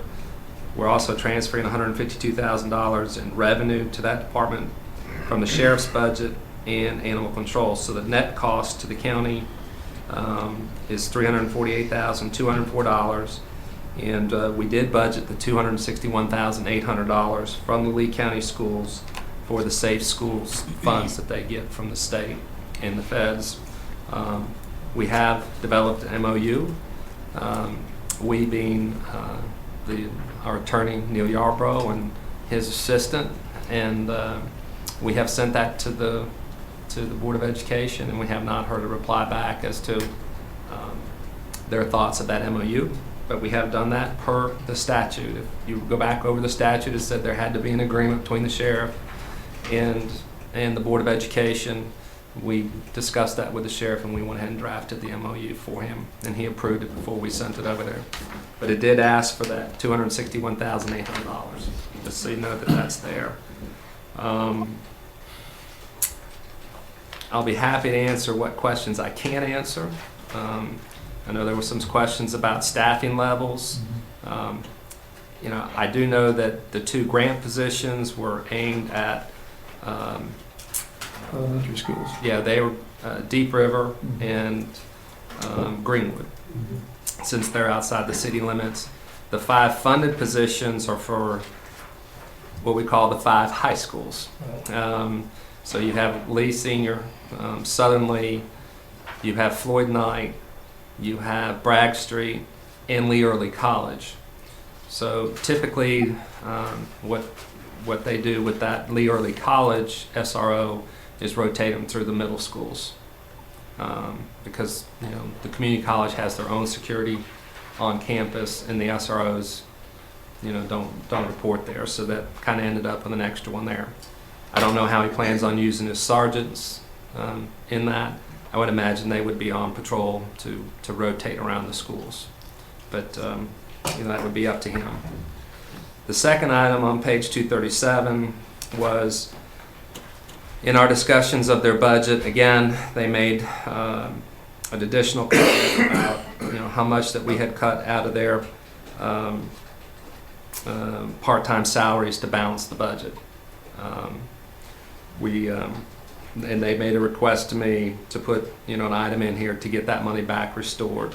And so in here you have what their part-time budgets were, and that's actually what they spent in 2012 and 2011, which was roughly an average $220,000, and he has asked to be put back at that level. And that's really in the sheriff's budget. His part-time salaries, the bulk of it go towards the secondary PSAP and running the dispatchers. So he's made that request. I told him I would put it back before the board. I will let you know that in just this past year, in 2013, the ending budget for part-time salaries ended up being about $185,000. So obviously there's still probably some negotiation there on where we're headed with that, but that's up to y'all what y'all want to do on that. But those are the numbers that we developed, and anything further specifically about how he's going to run the program, you need to take up with him. Mr. Chair, I appreciate the county manager substituting for the sheriff's department tonight to present this, but I got about 1,000 questions. We don't have the time to get into all that tonight or document it all. I would just rather table both of these items, until the September meeting, and then bring up those questions in the interim to try to get resolution on some of these items. I want a briefing on what we're doing with the SRO program. I want to know what we're doing to provide school security. Now that the county owns it and the school system has transferred that authority, I want to know how we're going to handle it. Okay, I guess the question I have, if we table it, do we leave the SRO program up in the air? No, sir, because he has the cost partially budgeted already in his current year's budget. They're ready to start money. Right. We've already hired them. Yeah. We've already spent money on The state has already passed the bill, transferring the authority, and so he knows he owns it. Now the question is do we give him more funding for certain things? I'm sure he's gonna execute his lawful duties. Now the question is, can we get a detailed briefing on what we're doing? Whether and I'm not interested in him giving away the trade secrets of how he's going to provide school security, but I want to know, because we now owe it to the taxpayers to make sure to give them the assurance that the schools are being properly properly secured, and that we know what we're funding. Okay, so he already has funds budgeted to cover getting started. Couple of questions. What were the 5 funded positions, John? Lee Senior, Southern Lee, Floyd Knight, Bragg Street, and Lee Early College. Okay. But LEC is actually covered under the campus police by Central Carolina Community College, right? Right, but they get a credit for that. They get a person for that. And what the Board of Education had done was, use it for middle schools. Okay, I just wanted clarification on that. And then the second, the 261.8 from the schools, with the safe school funds. That's we're waiting. Do that, yeah, right, but I mean, is this the only thing that money can be used for? Or can they use it for something else? They can use the funds for something else. That's, okay. So they may, okay. That was just. That'll give us another month to We could work on end that up too. with a total cost of $48. I'm sure they appreciate being advised that they can use it for. Well, they know that. They know, I just wanted to have that out for public. I will let you know that Mr. Parks and I, at last year's NCACC meeting in Raleigh, we were involved in a committee meeting, and most counties did not know that those funds could be used for SROs because they were paying for the SROs, and they weren't. That money was, so there were a lot of questions. Talking about the at-risk money, right? The at-risk money, right. That was the ice and snow meeting in February, I remember, yeah, but it, That's right. yeah. But I just wanted to, just for clarification for everybody, that that's not, we're not just waiting for that money to come. And Mr. Chairman, just to remind you, I made the motion to table both of these items, and I would like to, before we bring them back up for a vote and for approval, I would like to get a briefing, or maybe make it, in the same meeting where we get a presentation from either Chief Deputy Butler or Sheriff Carter on how this program's going to run and how that temporary salary money is justified. Otherwise, I can't vote for what I don't know what we're using the money All right, for. so we have a motion on the floor to table both of those issues. Do we have any other discussions or questions? Well, I would prefer, if we're going to hold it up, ask that he give a simplified summary of what his intent is and how he wants to use it. These meetings are becoming ridiculous in terms of the time it takes. Let's just get something in advance to say, here's what I plan to do. If you have specific concerns and questions, you address it with the sheriff, and we can move from there, Mr. Chair. So the argument can be made, he's given us what he's gonna do with the money in this budget. We've got an itemized listing of how the money's going to be spent, or what line items it's going to be spent on. But I don't know, I mean, you could have double that, and I wouldn't know if that's going to be effective for providing school security. I don't know. It doesn't give us the operational piece of it. It just gives us a listing of things that it's going to spend money on. Okay. One other quick question, Okay. Manager. So what would that total figure be if for example, school didn't feel generous and returned the money? You have $348,204 shortfall based on what he presented you. Plus the 70 if we agreed with that. That's correct.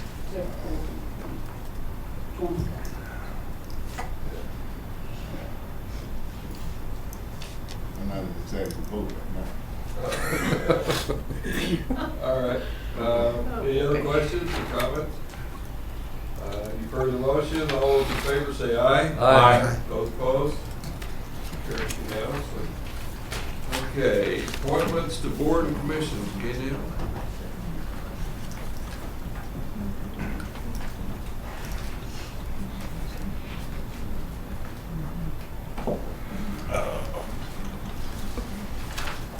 Mr. Chairman, fellow commissioners, on page 238 of your agenda package, you will see where I'm asking you to consider one application for the Senior Services Advisory Board. This is the only vacancy that's still not filled on that board.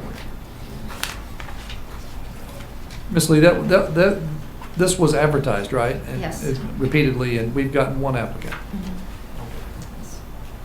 I would move that we accept the one application by acclamation. Okay, you've heard the motion. Any discussion, questions? All those in favor say aye. Aye. Those opposed?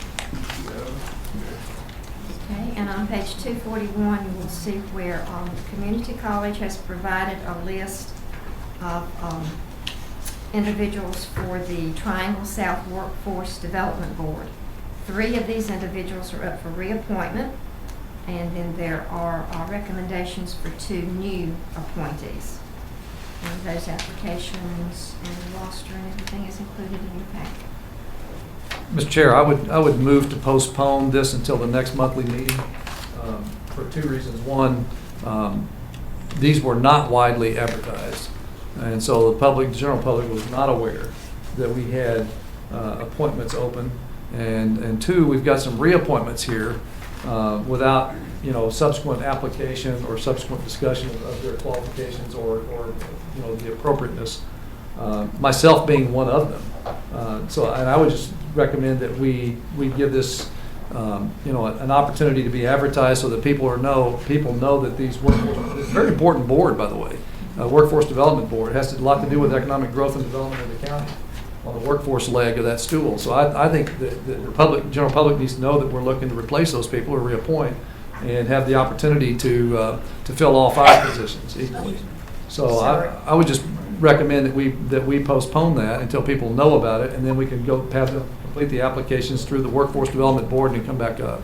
So are you saying that you want me to advertise these in the paper? They've I been would- out on the county website for some time. Right. I would say that what we should do is we've made a note of it here in this board meeting, but I don't know that the general public was aware. And you say it was on the county website? Yes, it's been on the county website for 2 or 3 months. All right. If your plate's full, can you? No, it's not my position I'm concerned about. There are several on here, and we didn't get any applications. And one of the applicants has only lived in Lee County for like 2 months. And didn't even, in fact, his resume didn't even have a Lee County address on it. It had a Baltimore, Maryland address on it. I'm just not comfortable appointing someone to a position that's lived here less than 2 months, and doesn't own property, hasn't paid taxes in Lee County. And this, particularly because of the significance of this board. Does anybody know that individual? I mean, I noticed that too. Well, I had to call the Board of Elections to find out if he's even registered to vote in Lee County. I wasn't even sure, because when I looked him up on the list, he wasn't on the voter list, and I noted that that someone else lives at that property address. So my question is the way you have posted the application out, is that the way we do all the time? And my reason for asking that question is the fact that if we go back on how we've been handling things, then we'll be jeopardizing our position on how we ask for applications. However, I understand what you're saying, Commissioner Womack, as well, is that there's an individual who been here only a couple months and he just may be here for a short while and leaves. But I just wanted to make sure that if that's a process or that we've been on guideline that we've been following, then I don't want us to jeopardize our position on trying to change something in the middle of the stream. That's my only thing. Yeah, we have gone back before and asked for others. for more people. Could we put a deadline for, say, the Friday before our next meeting? Maybe Ann would Yeah. pass out something in the paper. Or maybe the Friday a week before that. Oh, yes, right. Like the second week of September. Gainell pick a date, second week of September, so they got till after Labor Day. Hold on. Okay, why don't you restate your, I'm moving to table this, or I'm sorry, to postpone the consideration of board appointments to the Triangle South Workforce Development Board until the next subsequent county commissioner meeting in September, so that we have time to make one more attempt to solicit candidates for these important positions. And I'll add that to the motion, that the cutoff date be September 6th for filing. Yeah, because I had made a note of that, Yeah. that one gentleman, I thought that was odd, but I mean, sometimes you just don't catch that. Yeah, and we've really not done a good job, and I apologize for this because I sit on that board. We haven't done a good job of keeping up the positions. We kept a bunch of positions open.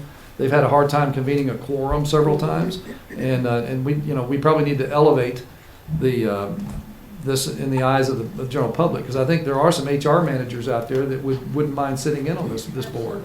And this board was not advertised when I did the regular advertisement because I have to wait for the community college. That's right. To send me stuff, and I'm just now getting it from them. So. And frankly, I wasn't even aware that my time was up and that I was up for reappointment. I just realized that when the board packet came out. You're coming off then, right? No, I'm just messing with you. You guys might vote me off. But I think we ought to wait until, my motion is to wait till 6th of September to close out applicants. And I think I have one other concern there is, what time frame should an individual have or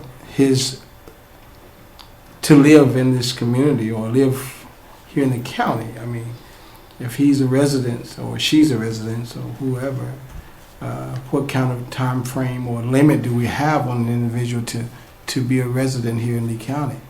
And so are we discriminating is what I'm trying to make sure that we don't do that. Well, we don't have a policy that says there's a minimum time period. We do have a policy that says it has to be a resident of Lee County unless we grant an exception, like we've done in one case on the Ag Board, I think.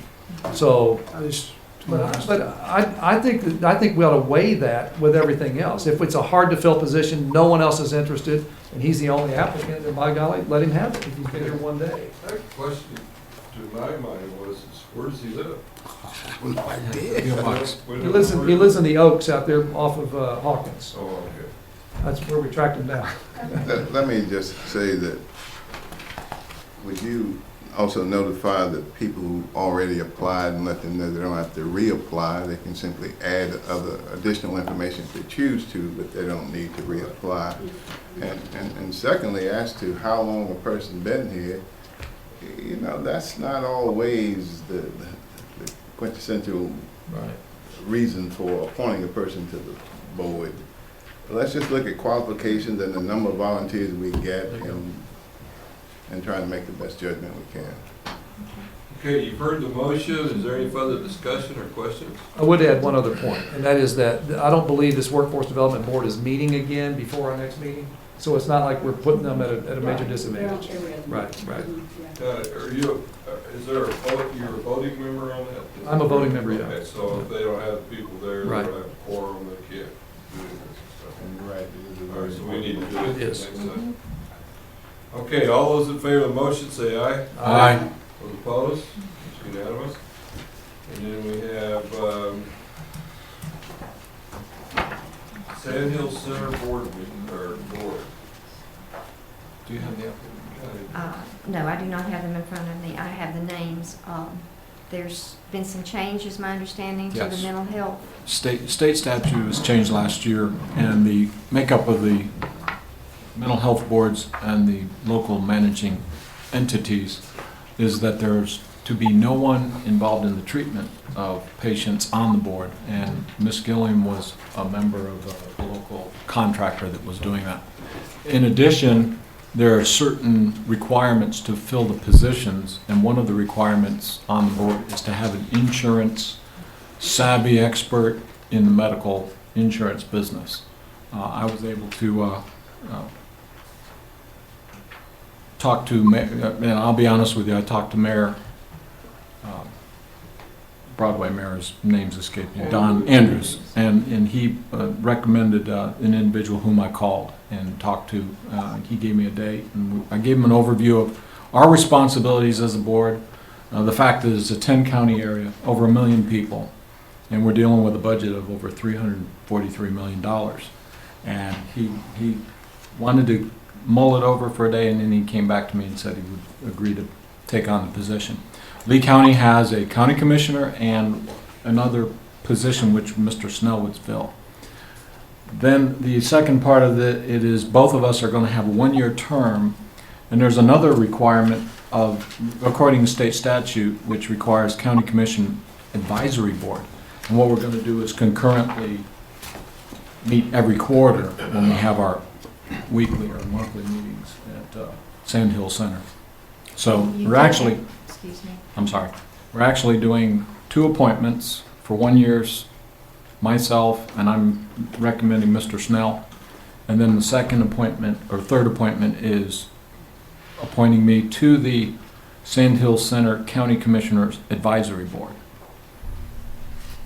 Let me get something clear for myself. So is this Sand Hill and your appointment, or is this a board appointment? Lee County Board of Commissioners have 2 positions to fill. Okay, so One is a county commissioner position, and the other... if I'm understanding you correctly, you've already decided who that's going to be based on one inquiry with, Well, there's two applications here. as I was saying, you've already decided based on one inquiry with the mayor of Broadway. Yes, an insurance provider who. So how do we get an opportunity? There's there's another gentleman up here, Stephen Smith. There's two I don't know applicants. what it said, what I I heard. mean, would they advertise? Would they advertise, like, our other board? I don't. Well, when you're having to get a specific position, it's not, I mean, I advertise, I talk Categorical to. positions are not new. They have on the health board as well. That, to me, requires a more specific advertisement than the normal, we got an opening. It's a specialty seat for the insurance knowledge and information. I would ask that you certainly keep Mr. Snell in, but obviously I would prefer us opening it up so that other insurance professionals get an opportunity to seek the seat as well. And I don't have anyone to recommend it. Get that clear. Okay. So do we have a motion or? I'll move to table it until it's properly advertised so that others might participate. Okay, now, we need to, okay, that'd be the ones there. Kirk was appointed by our board to be on there when we did all of the board appointments. And we need to reappoint him. I don't have a problem with him. Okay. So in your motion, My motion is about, if I understood him correctly, there's a specific need for a categorical professional position. Right. That's for the other position. That one should be advertised properly so that others might seek, Okay. So, I would motion move is that we to table reappoint. those. Yeah, I move that we reappoint Commissioner Smith And advertise the other. and properly advertise the other. Any other discussions? Just one question. This board meets monthly? Monthly. Are they having now they got a very large Second. board. They're not having a hard time getting a quorum together, right? Actually, it's going to be shrinking because of the nature of the statute. Is it? Okay. So is it to your is this going to harm the board in any way by us having expired people or anything like that? Only we don't send out checks. well, unfortunately, we're doing that. Okay, then, they ain't gonna get any harm. I believe, this new board will be the reconstituted board, and I'm under the impression that we are one of the slots that need to be filled as the insurance. Right. But we won't meet again to consider this until the third week of September. Right. And that means Our we'll miss second one. Tuesday, correct. But if you're reappointed, you can at least represent our interests, right? Correct. All right. I don't see any harm in that. If they can convene a quorum and we can do that, then. And I can have the cutoff for the applications. Same date, 6th of September. Before the next meeting. And I will advise these two gentlemen that they do not have to resubmit.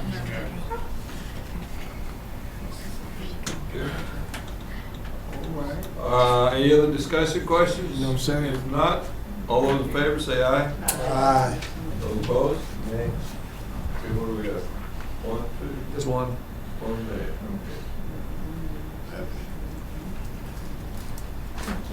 Okay. Okay, next is memorandum of understanding between U.S. Department of Agriculture, North Carolina Department of Agriculture, Lee County Soil and Water Conservation District, in Lee County. John Crumpton. Yes, sir. We have Daryl Harrington and Ryan Falk. We're from that department here, and I just thought it'd be appropriate for Mr. Harrington to step up there since he's the representative of the NRCS, and he actually initiated this request. Okay, welcome, gentlemen. He also said he had a hamburger, so he can take his time. I'm pretty sure. We want steak. Yeah, we didn't have anything. I'm sure the commissioner's ready to go home. Basically, in a nutshell, if you've reviewed this, I guess, in your packet, these are basically done every 5 years or less. I think the last one done in Lee County and even Harnett, I work Harnett also, has probably been done, I think, in Lee County before Bill Cowell. So necessarily, it's not done every 5 years. It's one of those things, just a, memorandum of understanding. It's kind of a mutual agreement, understanding of, who's providing what for what we do out at, what NRCS does out at Ag Building, and what Ryan does, as far as the local soil and water district. And basically, what this is, unless there's any more questions to it. I know Mr. Crum, you reviewed it, and I think it's the first time you saw one of these in many, many years, I guess. I couldn't find the last one. It's really a four-party agreement between between four agencies. Right, and really what's just a working agreement where we have an understanding to cooperate with one another and to assist one another. What sparked this one was, since the Division of Soil and Water was under the Department of Environment and Natural Resources, when it switched to NCDA, they want to just kind of update everything, get the word, and then they found out that a lot of these agreements haven't been done in many, many years.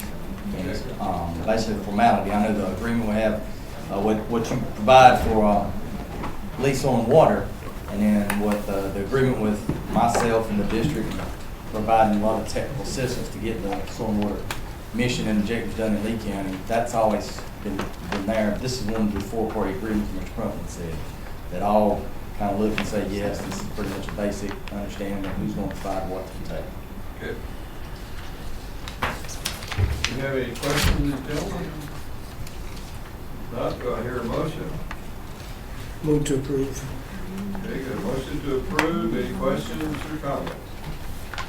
All those in favor say aye. Aye. Those opposed? Unanimous. Thank you, gentlemen. Thanks, guys, for Thank waiting you. around. So, yeah, sorry, that's, drive All careful. right, we got to get Daryl when we can get him. That's right. Thank you. Okay, next one is securement of easements for Clyde Ryan Road paving project. Yes, sir. That's a mouthful, and it's been a mouthful for quite a while. Yeah. We've come to a point where the realization has set in that we're going to need to pay Mr. Womack for his easements. And after meeting with Mr. Womack and Chairman Donnie Odom at Mr. Womack's house, we were able to come up with a structured payment for his easements. Mr. Womack wanted $100,000 for his easements. The commissioners had already approved last year $50,000 to be used for easement acquisition. We had set aside $5,000 for Spencer Smith, $16,000 for Leamore Capital, and we had offered Mr. Womack $25,000 of that money. Obviously, we have to come up with $75,000 more to satisfy Mr. Womack. Was able to get a structured payment deal with him. He wanted interest, and we did not agree to interest.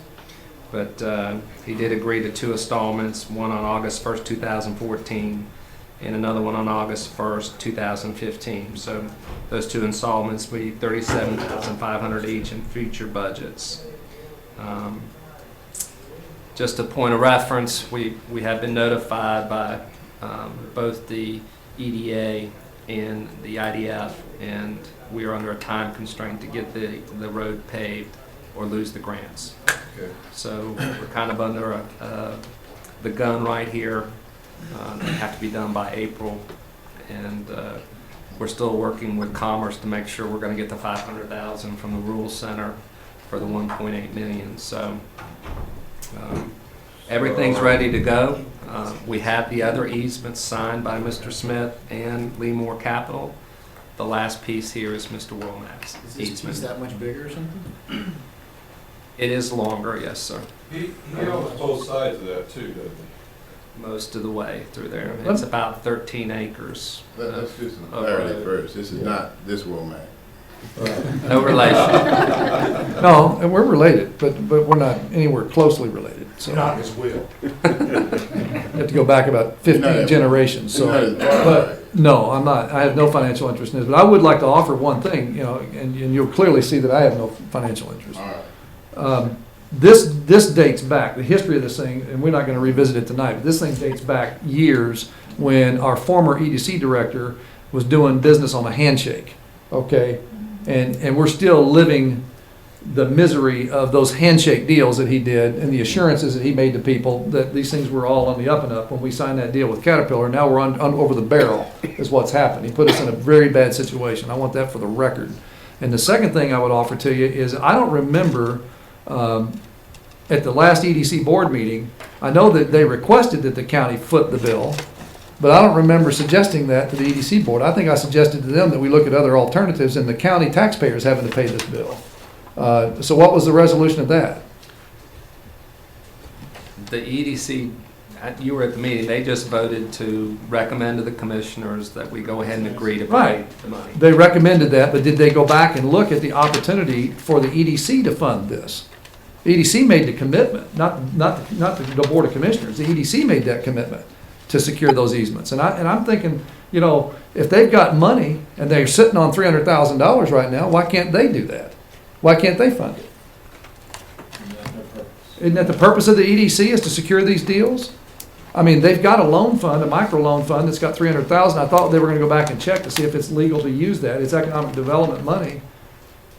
Can they do that? Not in a micro one, not, that's the one. You're sure that that money cannot be repurposed?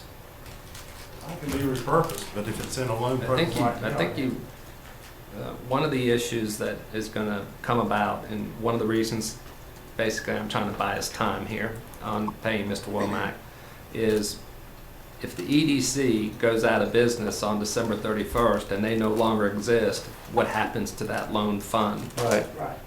So, you know, they may have to dissolve it, and we may be able to get a piece of that action. But I can't tell you that right now. They were supposed to go back, and I thought I made it clear to Ms. Morphus that she was supposed to go back and double check with the EDA, or I'm sorry, with, I think it was the Rural Economic Development Center, REDC. They were supposed to go back, now I'm not even sure if that thing exists anymore. But rural development may not be. all rules may be off now with REDC, but the point is that why should the county taxpayers have to pay the bill on a handshake deal that was done by the EDC director without any authority from us? That's what I don't understand. Because I get tired of having to compensate for somebody else's mistakes. We've already had to eat 2 bad loans that he made, okay? And I'm getting tired of having the taxpayers having to foot this bill. You know, it's like it's not their money, and I'm tired of doing that. And I sit on the EDC board, and I haven't heard back the answer that there's no other alternative but the county taxpayers have to pay that bill. I would point out this to you. One of the good things about a bad deal, about the deal that we've got with Mr. Womack, is that we have 2 years to find Come up with the money. To find the money. So Right. so for example, I think we need to go ahead and do this deal tonight, and then, for example, go back to the EDA board and ask, where do we get the next 30? We've got $50,000 budget. Right, so we can cover this year's obligation. Cover this year's budget, and then we got 2 years, or we got a year to figure out where the next 37 is, and another year to figure out. Good point, Counselor, and I would argue that when we vote this thing tonight, we don't vote it and it's a done deal, and then we eat the cost and then have to go beg and plead for them to recompense. What I would argue is we obligate that the county will make good on this so they can consummate the deal with Mr. Womack and the others. And then we put a condition on this that we're going to seek recompense from the EDC for that through either the microloan program or some other purpose, that we want that money paid back to the taxpayers because we didn't obligate to do this at the start. Yeah, but if you vote for this, you just obligated yourself and everybody. We've obligated so that we don't lose the grant money from EDA. Well, you know where I stand on that. That's the point. Anyways. We don't want to lose the grant money, but then again too, but we have authority on their budget in the future years. We can take that money back out of their budget if they. Motion 1 is to approve it and agree to pay. Right. That's motion 1. Motion 2 is to authorize the county manager to seek funding from the EDC for the remaining years. 2 different motions. Okay, I'm with you that. So I make the first motion that we approve, and then we can discuss it further if needed. I'll make the motion that we approve to consummate the deal with Mr. Womack and with, I guess, apparently Mr. Bradley at Leemore Capital and Mr. We already have an agreement with them. All right. So we're good Mr. there. Smith, so we're obligating those funds. I was just informing you of all the agreements that were made. Okay. Okay. Any further questions, discussion, comments? Yeah, how much on the first draw for the format? Are we? 25,000 Okay. when he And- signs the easement. Okay, and that's when? What deadline? Hopefully by the end of the week. By the end of, okay. Easements are drafted. We're ready to We go. have Ready for everything, signature. we have everything ready to go. We Okay. just have to be able to sign a, One follow-up. From what I've read in the note, the rule center's life might be short-lived. Yeah. And so what and where do we go should that drop out? that becomes the Department of Commerce Yeah, they go decision, to- and Okay. they understand that All right. they also signed a performance agreement All right. with Caterpillar, and they need to, Right. you know, All right. follow through. So I feel pretty good that from what we're hearing, that 500,000 will come. All the best. And one last point, I don't want my remarks to be misconstrued. I have no issue with the Walmax on this thing. I don't think that they did anything wrong. They just had us over a barrel and they knew it all along, from the time that they did the handshake with Mr. Hughes. So, No, it's all clear with you, Blaine. yeah, just want to make sure that's clear. I'll help blame them. We There is- still need to Oh, yeah, make we know that. good on our agreement with Caterpillar. That's right. We need to close the deal out with Caterpillar. Right, exactly. I mean, And it'll benefit other companies as well, not just Caterpillar. It benefits several companies. Absolutely. If we don't go ahead and vote, we're not gonna be able to do it. We just do business differently. We're gonna vote or what? Okay, we have a motion on the floor. Any further discussion or questions? If not, all those in favor say aye. Aye. All opposed? Nay. One nay. Mr. Chairman, I make a motion that we authorize the county manager to seek recompense of the additional, what is it, $75,000 that we're going to have to pay out that weren't part of the original deal, that he seek that money back from the EDC using. Okay, so we just take it out of the EDC money altogether. Are we funding them? Just take it out. Well, if he can get the money from some other source through the EDC, that's fine, but otherwise, we may end up having to take it out of the budget, reducing the budget. Take it out. Okay, so the motion is, To authorize the county manager to recover the $75,000 that we've just obligated the Lee County taxpayers and the EDC to pay to the Womax. okay. Any other questions, comments? Those in favor say aye. Aye. Those opposed? Okay, unanimous. Okay, discussion reference draft policy on county communications, Commissioner Womack. Okay, this will be very brief. We have a communications policy in the county. We also have a social media policy in the county. I wasn't aware of the communications policy until very recently. I read it. It seems to have a void in the internal communications section addressing notifications and methods of notifying the county commissioners and maybe even the department heads when there are dignitaries or VIPs that are coming to the county that are coming in with the purpose of the visit to address items of interest to those individuals or to those departments. And I think that we ought to tighten up our policy and include clear codification of how those notifications will be made, and to make sure that all the commissioners, not just one of the board of commissioners or just one department head or whatever, that all commissioners are made aware when we have a VIP, like a department head from the state government or the governor or lieutenant governor, anyone coming to visit this county for a purpose, that all of us ought to be aware of that. And that we just ought to be kept informed, that I think that's a reasonable expectation on our part. And the reason this came up was because of Secretary Decker's visit a couple of weeks back, where several of us were caught off guard. We didn't know she was coming, and she was coming to talk about EDC matters and coming to talk about oil and gas in part. And I wasn't notified about that visit. In fact, I think I was intentionally left off the notification list. And I Amy wasn't notified. yeah, and Amy wasn't either. You're also on the EDC. So I just want to make sure that if someone's coming here to talk about community development, community action, I think that Commissioner Frazier ought to be notified, if they're coming to talk about health issues. If, HHS is coming, I think Commissioner Connect ought to know, okay? So it's just an appropriate notification process. And I think what I'm recommending here is that our policies that the county manager go back and embellish that policy so it talks about notifications and the means of notification. And that's it. That's my motion. Okay. And bring it back to the board next month. And bring it back to the board, next meeting. Okay. Can I add to that? Also on that meeting, in conversations that I had, I was under the impression, and Mr. Yarber, if you'll correct me if I'm wrong, but you know, if some of us are aware of things going on, we should share it with the rest. That's exactly right. I think this is a simple email chain. You just, Well, no, so-and-so's coming, boom. No, I'm not talking about the secretary coming. I'm saying that I was told, that some members of this board were privy to information that I didn't know about. And that was giving them concern and why they wanted to be there. My question was, what is that information? Because I feel like as a board, as a voting member of this board, an elected official, I need to know all the information. Yep. And then I was told that I couldn't know. That's a problem. That's a very good point. And unfortunately, there are state laws that have confidential labels on certain things, and only a need to know, and only certain people are authorized to know. It's just like the economic development projects that we're not allowed to disclose outside our group. Sure. That information, some of that information fell under that category. But as a member of that board,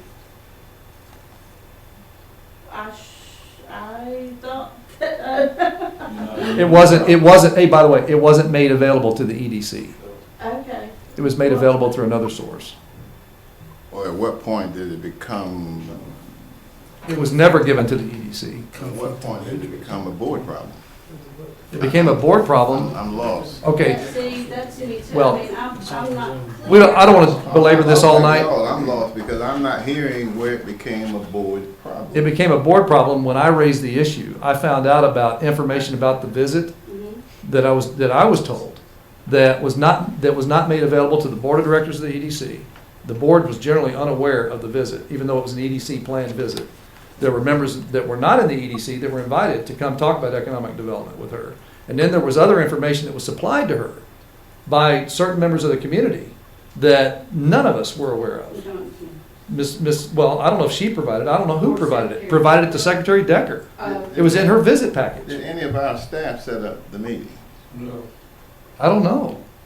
Did you have anything? I was not involved. Yeah, see, I was just invited. This is just one of those strange things where someone comes into your backyard to talk about something related to your line of business and you're not notified. You find out that she's been provided information that no one knew about, and some of which might be interpreted as prejudicial to this board's interest. Can we get copies? Strange visits. No. I hope we can. There's stranger things that happen right here on this board. Listen, I'm trying to understand what it is you're seeking here.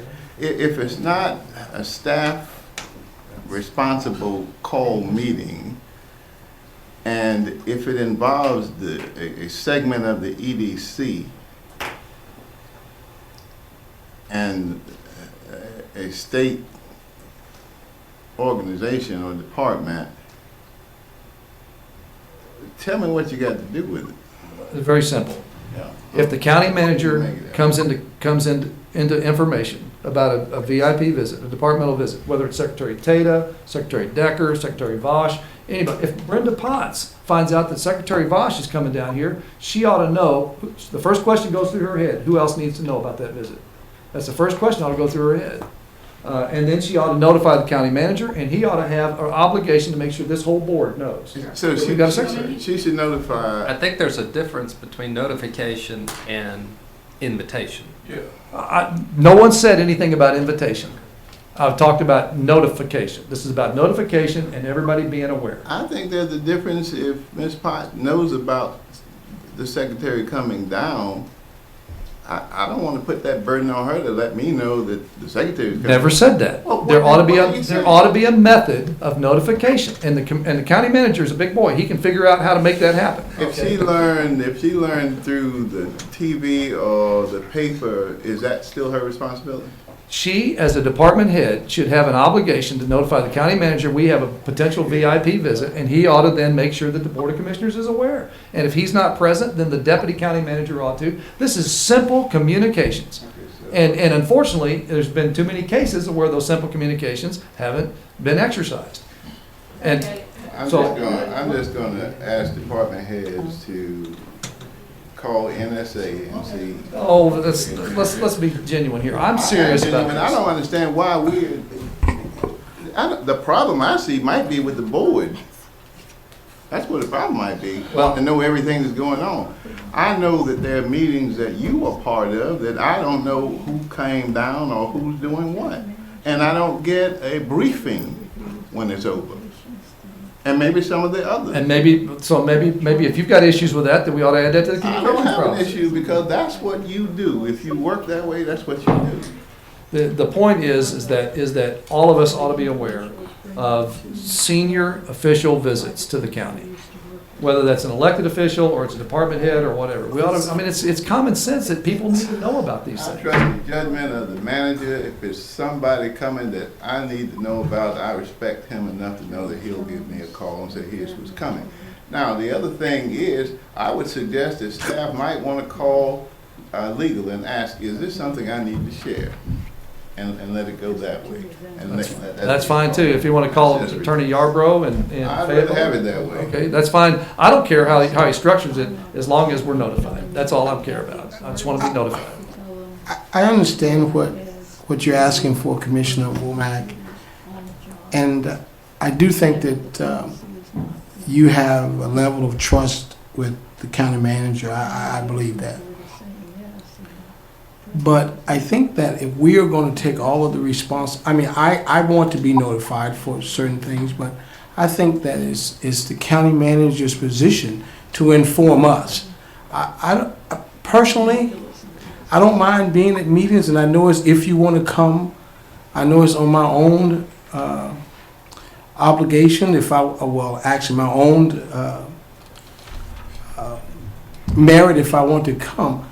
But my thing is I believe if there's something that is pertinent or information that this board needs to know, and I know that he will inform the chair and then those of us who need to know. If it's something that is detrimental to the board, I think that he will give us that information. I don't think that we need to take all of this responsibility of trying to hone in on every matter that the board considers. And so I'm just actually saying to us is that we don't really need to, I think we need to know on certain things, but I don't think we need to have them calling us or sending us texts or emails and demanding or mandating us to be there. Or you've not said that now. You've not said that. I haven't said that. All I said is notification. Notification. And so I'm just trying to. Simple matter. I just don't want to. I think we're trying to take everything from our county manager, and that's what it appears to be. Or either this board is wanting to be briefed on every little thing. No, and it never said about a briefing, okay? Let's not make this any more than what I'm requesting, and that is that we simply modify the communications policy so that we remove any doubt about whether or not appropriate notifications need to be made and how they're to be made. That's all I asked, okay? Just to be notified when we have a senior official that's coming to the county and matters of interest to the Board of Commissioners. And then the rest of it can sort itself out. Just the notifications, all that. Will the board members be held to the same standard? That's fine. If you want to draft that into the communications policy, then we have an obligation as board members to keep each other posted. I'm fine with that too. I just think that we need to remove any element of doubt about whether or not we're to be notified. Because right now, in the military, and I know this isn't a military organization, I'd have been shot if somebody came in the backyard, my boss found out about it, and he knew I knew, and I never told him. You know, that's just the way things work. In corporate America, it's that way. It's the way you run businesses. And I'm just thinking that it's not too good for us to be notified when if the governor, lieutenant governor, or department head comes to Lee County on a matter of known interest to one of us, that we ought to have the courtesy of a notification. And I think Robert makes a good point. If one of us goes and meets, with with one of the state level, representatives or. Don't even mention that group. That's That's done all the time. Don't even mention I mean, that. if one of us is going up, you know, and says, hey, I'm gonna go up and meet, you want a carpool? Or, you know, I think that's fair. I think that's very fair. Just to be fair across There the you go. board, if we're gonna ask to be notified, if they're coming here, we also need to notify each other if we're going there. We can either notify each other, or we can tell the county manager, and he can notify us. Okay, do Either we way. have a recommendation? My motion is to amend the communications policy to address appropriate notifications on those visits. That's it. Okay, any further discussion, or? Are you amending it to say to include staff and commissioners? I said, I heard what you adopt, said. I didn't want to ask. to make sure that appropriate notifications are done, regardless of who it is, department heads, county commissioners, staff. This include the commissioners though. I leave that to, I trust the judgment of the county manager in developing that language. Okay. Do we have any further discussion or questions? Oh, Lord have mercy, All Jim. right, those in favor say aye. Aye. Those opposed? No. 2 against. All right. God, wait a minute. Monthly preliminary financial report for month ending June 13th. Mr. Crompton, please. Yes, sir, Mr. Chairman. I am not Lisa Minter, but I will do my best to give the report today. The first report on page, that starts on page 286, is the June 30th, 2013 report. It is not our final financial report, so please don't take a look at that revenue under number and think that we're going to spend $4 million of our fund balance this year. We still have 2 more months of sales tax revenues to book, plus we have our restricted governmental revenues to book, and the big chunk of that is DSS and the health department. So we still have some estimates to do there, and before we get our final financial statements ready for the auditors. So we will drop our fund balance some. We don't know the exact amount yet, but we do see that going down some, but not anything to get overly upset about. On page 290 starts our first month's report for the current fiscal year. Just remember, as you're looking across certain departments like economic development, when we pay the city, we pay in advance. So we pay quarterly in advance. So if you see they're at high number, it's because in July we paid them for 3 months, July, August, and September. So we don't see anything running there. Did we get an adjustment on the fire services out there and off of Clearwater? Did they get adjusted now? That we talked about in our. That will. We're not having to pay all of that in advance for the year, right? So, good. Okay. Good. Super. On page 293 starts the sales tax report, and May was the first month that the new sales tax distribution method had an impact. And we probably recognized right over a little bit $100,000 in that change. And if you look in April, we have made a request to the Department of Revenue to find out why our April disbursement was down. They did notify us that there was a large sales tax refund to another jurisdiction. So we're assuming that is the city of Sanford's wastewater refund, wastewater plant. So they hit us in the last quarter, maybe to offset the start of the sales tax. Yeah.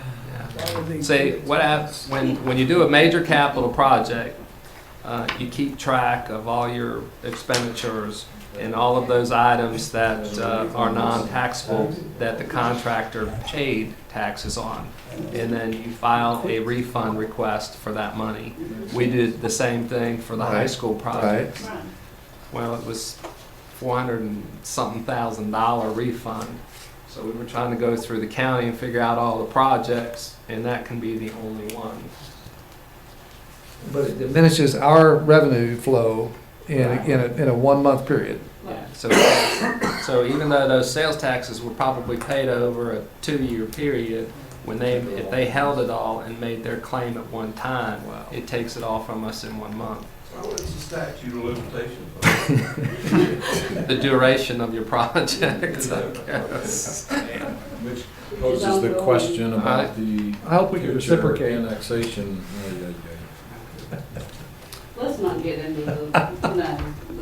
Well, I was waiting for someone to ask Mr. Bridwell, what is the city's policy on annexation? Yeah. Well, we know what the policy is. It's still in their ordinance. Oh, we'll know after September 10th. We certainly will. It's in their policy. No, it's not. You didn't find it in there? No. No. He claimed it was at the. Policy. Are you serious? I'm serious. Ask them to, They told us ask in that them meeting it was in their to, ordinance. no, it's No, not. no, It's not in there. It's not in there. We called them on that. Yeah. Yeah. Yeah. See, I know I've been told that at least once or twice. We called them on it to say, okay, if the council has approved it, show it to us. Yeah.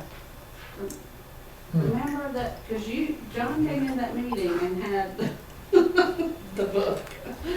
Yeah, it's Show not us in there. It's sort not of in a- there. it's- The board it's of, an assumption. the Board of Aldermen, the city council, whatever they were over the years, Right. has never approved an That's annexation policy for water and sewer. Okay. Correct. Good, that's good to know. So I don't know how they enforce it. Staff enforces it, but that's what they'll tell you. Well, if you only got one source for water and sewer and you refuse it unless they annex it, you don't have to have a policy. No, that's- I don't know, the attorney's over there raising his eyebrows. That is your policy. Yeah. Yeah, you don't have to codify it, it's done. Okay. All right, my manager's Not report right. starts on 296. The airport authority projects, I told you that the runway rehabilitation project was on hold. Of course, right after I wrote that, it was released, and we received the grant agreements from the state, and those funds will be released, and we are hopeful that the project will start September 4th. How's So- they gonna? So we'll be closed from September 4th for 50 days forward. So Weather permitting? weather permitting, 24/7 operation out there. I'd just like to make one quick remark on that. I have been told by two different independent businessmen, and I would never have thought this to be the case, that has become a major economic development attraction for the county. I mean, I've heard that parlayed before, but I've had two different guys independently tell me, one of them was an attorney up in Raleigh, who told me that, and then I met another one down in Savannah, Georgia, last week, who told me that has become a major attraction that he thinks will help us with economic growth in the community later on, just independently. So I'd take back everything I ever said about the airport. I think it's for whatever reason, it's turning into a like the community college, it's turning into a major draw. And that'd have, huge potential future implications for us. That's So good. John. Yes, ma'am. Closed on September 4th for how many days? 50. 50 days.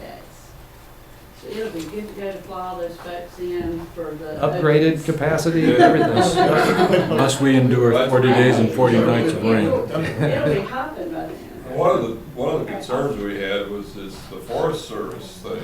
Yeah. But it's gonna help us once we get the runway done, but I don't know, when are they supposed to start, John? We're still waiting on the final lease agreement. It was our understanding that the Attorney General's office has signed off on it, and so now it should be coming back to us for signature. So once we have that agreement, we can go to the Local Government Commission, get the financing secured, and go ahead and start on that. Okay. But there's a lot going on out there right now, and we had a G650 or something like that. It was a big old sucker out there being test driven by a company out of Cary, and they purchased 2,700 gallons of jet fuel from us, and that put a big number on our bottom line. And I'm told our jet fuel costs are cheaper here than RDU and all the other surrounding airports. That's a big draw to get people in here to refuel.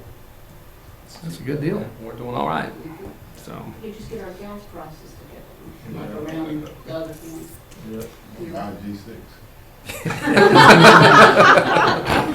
Exactly. I don't think the people who can buy a G6 worry about gas That's prices. exactly I talked with Mr. Sherman. He is finished with all his investigative work on the space needs study, and he is putting the report together, and we should have that in September. And hope to have it in time for the September meeting. If not, it will be the first meeting in October. There are a lot of issues that are wrapped around that study, and be glad to have it so that we can start working forward on some things. The strategic planning process, Ted and Dan will be at the department head meeting tomorrow morning at 9:30, and they're going to show us part of the draft plan. And then as soon as we get that, we'll get that to the board, and then you all will be having a meeting with them in September. Good. So we're looking good.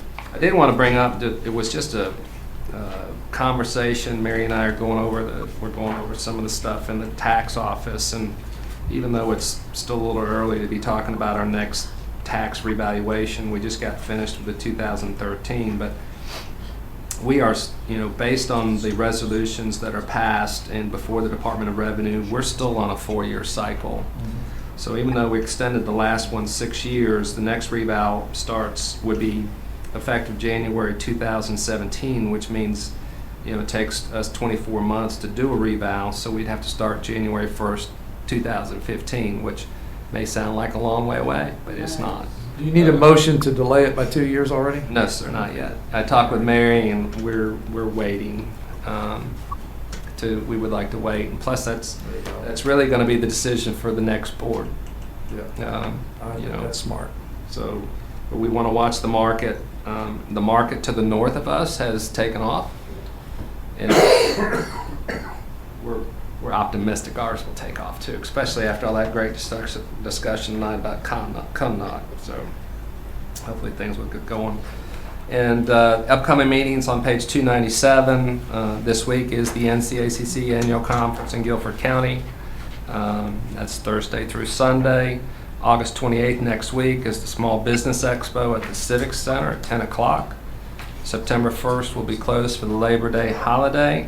And the next meeting is September 16th of the Board of Commissioners, and remind the commissioners that in October we go back to our twice-a-month meetings. And that is my report, Mr. Chairman. Okay, thank you. Asked Neil Yarborough to give us an update. I know that some have been concerned over the prayer issue, and he's been totally involved with the legal proceedings in Rowan County. Is that right? I've been a witness to them. A witness. I've been a witness to them. So I just asked him to give us an update on any potential problems we might have. Well, I thought my report was going to be, Mr. Chairman, members of the board, I'm pleased to announce the county that we have been sued this week. But if you like, I think we had a conversation on that already. I thought that was my purpose of my county attorney's report. But anyway, nice try, Councilman.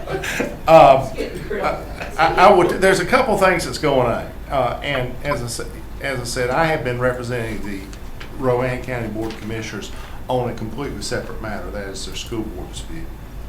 And but I was at the last meeting that was really the meeting kind of before our meeting was really very devoted to this, and the Rowan County Board of Commissioners are under an order from a federal court judge not to engage in sectarian prayer. There was a very beautiful speech that was made by one of the members that is very much, and all the members are very much advocates of sectarian prayer, but he felt that it was not appropriate to put the county at risk for him to express his personal opinion, and he was not prepared to give a public prayer that did not raise the name of Jesus Christ in the prayer. So what they did is they adjourned, because I went with them, because I figured if we're going, might as well all go and get thrown in jail. But so I went with, so we literally adjourned and had a prayer, a private devotional outside of the public view outside of the public view and came back. They are actively, appealing this. But the good news about this is that there's a case that's working. It's in the Supreme Court now. It's a New York case, and I will say this, and some people have different feelings about this, but we got a very strong boost, I think, in that when President Obama has issued a support, has issued his statement of support, and I think the United States government or the Solicitor General, whomever, is going to be putting in a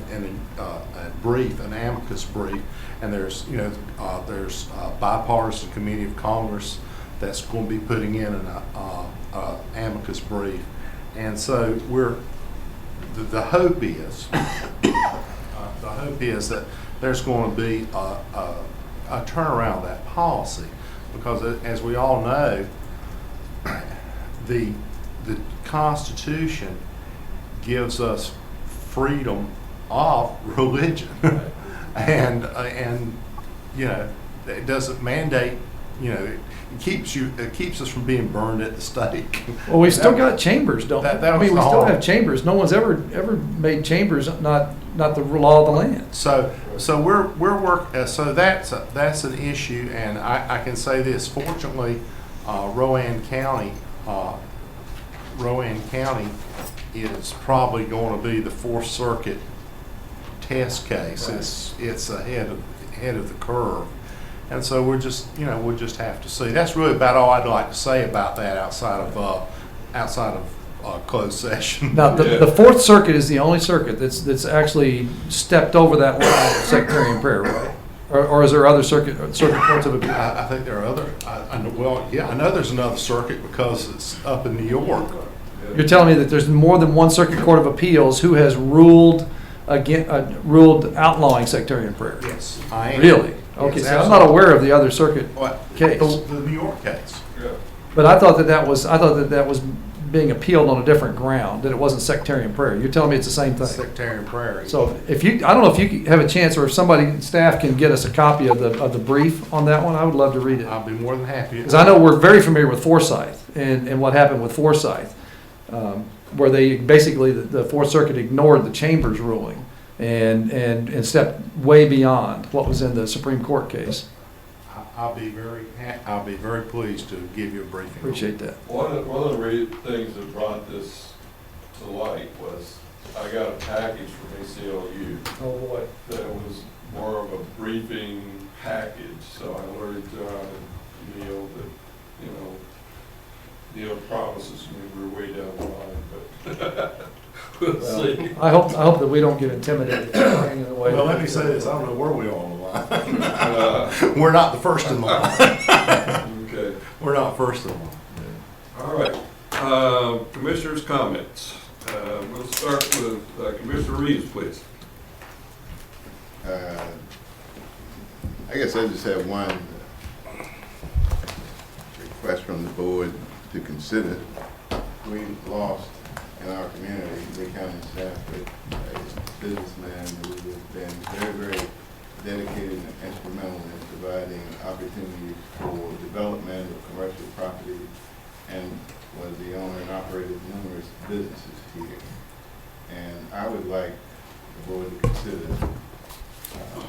honoring him and the actions the board is taking in this meeting in memory of Roy Evans Mashburn Sr. And let it be a part of our minutes. Okay. Thank you, Mr. Chair. Thank you for bringing that to our attention, Commissioner Reeves. You want to act on that now? Hey, Brian? You want to act on that now? I would love to. Okay, and that's a form of a motion? It is. Okay. Any discussion? Not, all those in favor, say aye. Aye. All opposed? Unanimous. Thank you, Mr. Board. Mr. Chairman, the hour's late, so I'm just going to briefly synopsize a conversation that we had earlier today, where I went in and met with the county manager. We conversed with the county attorney, so full disclosure here, that there was a discussion about the Central Carolina Community College Board of Trustees lawsuit, where the county was being enjoined by 4 of the trustees who, under state law, were no longer eligible to serve on the Board of Trustees. And we don't want to get into all of that tonight, but I did have an issue with several things that pertain to that particular lawsuit. And in fact, if not the most important thing, it's certainly close. The most important thing we're going to even discuss tonight, and that is the fact that we've been notified by the Southern Association of Colleges and Schools that our accreditation of the Central Carolina Community College is at risk. That is a serious problem. If it's a serious notification, then it's a serious problem, because we have thousands of people that are enrolled at the Central Carolina Community College. We have that need transferable credits from the work that they're doing out there to go to the 4-year institutions. We have many people that are in trade programs out there that are at risk of not being certified in the trade programs if we were to lose our accreditation. Now, I'm not so sure this is a serious allegation or a serious accreditation point, but I don't think we can afford to ignore it. And unfortunately, as a Board of Commissioners, we're not enjoined in that lawsuit. We're not a party of that lawsuit. So there's very little we can do at this point. I would just suffice it to say that I've got concerns about it, and I did attempt to contact Southern Association to find out what's the nature of the complaint. You know, who filed the complaint, what did it cite, and why is it that we're at risk of accreditation when we're following state law? You know, if you're following the law, why would you be at risk of losing your accreditation? And in fact, in reading the Southern Association accreditation procedures, it seems like that the lawsuit itself may be the issue. That the 4 trustees who are suing Central Carolina Community College and suing the state of North Carolina are putting accreditation at risk. And those 4 individuals, and I sent a letter out to all of you earlier today identifying that I have a concern that it may be the lawsuit itself that's the issue. Now, hopefully, we'll be able to get some answers back from the president of the university, or of the college, to let us know the details of that complaint. But I'm suggesting, and I sent this in the note earlier today to all of you, that we need to file a public records request to gather the information, the necessary information, any communications back and forth between the college and the Southern Association. If necessary, we need to be willing to go get a signed affidavit or a sworn deposition from members of the Board of Trustees and or the president of the community college to gather the information we need to know about the nature of this complaint and to find out from the Southern Association whether they're going to act on it. Because this is not one of those things that you can just ignore and hope that it goes away. The taxpayers of Lee County are depending upon us to be careful and vigilant in these matters. Not that we caused or did anything to compel this action. I'll finish. Obviously, let me finish this point, and then I'll just turn it over if there's other questions or points. I think the other thing that I said in my note, and I'll make it public here, is that I was disturbed in watching the court case last week, where this Southern Association letter was entered into evidence as an allegation or an inference of wrongdoing in some part, either on our representative in Raleigh or on and insinuations that this Board of Commissioners had something to do with that law, which we had none. I don't know of anybody here that had anything to do with that law change. But they also, the defense attorney that was sitting there during the case was Counselor Love, who represents both the school system and the community college. And I noted in here that I was concerned that he was sitting at the defense table when he had what, in my opinion, was a clear conflict of interest. And that he's representing the defense for the community college that we fund.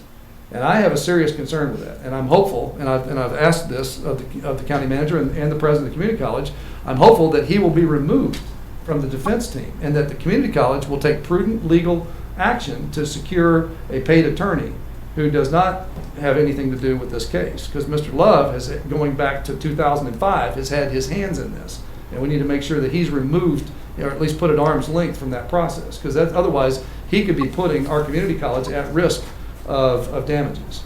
And then the third thing is that I'm hopeful that we can encourage the Attorney General's office and the North Carolina General Assembly to step up. And that the community college will take prudent legal action to secure a paid attorney who does not have anything to do with this case. Because otherwise, he could be putting our community college at risk of damages. And then the third thing is that I'm hopeful that we can encourage the Attorney General's office and the North Carolina General Assembly to step up and do a proper and rigorous defense of the community college if we're at risk of losing our accreditation. Because I got to tell you that this is a serious matter. It could have millions of dollars of impact in the community. And I would stop short of suggesting that we ought to be a party to that lawsuit. I don't want us to be a part of that lawsuit. But in the meantime, I think that we need to do everything we can to protect the interests of that college.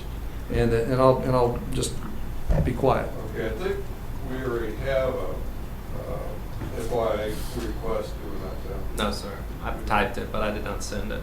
Okay, so that was dropped? Based on, just some discussions that happened over the weekend, I decided that we should wait until this board discussed it before I sent it.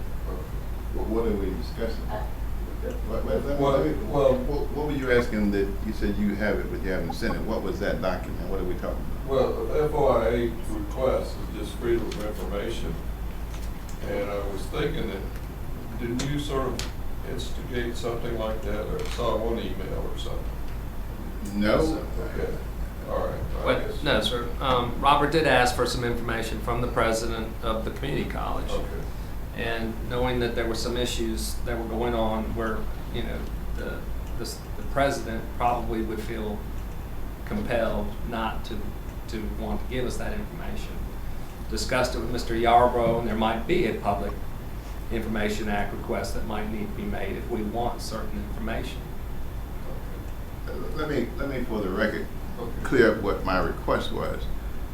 I wanted to know, based on what I've read and what I've heard, what the outcome would be if Sachs ruled against our community college, and if there was any monetary losses that we might suffer as a result of that.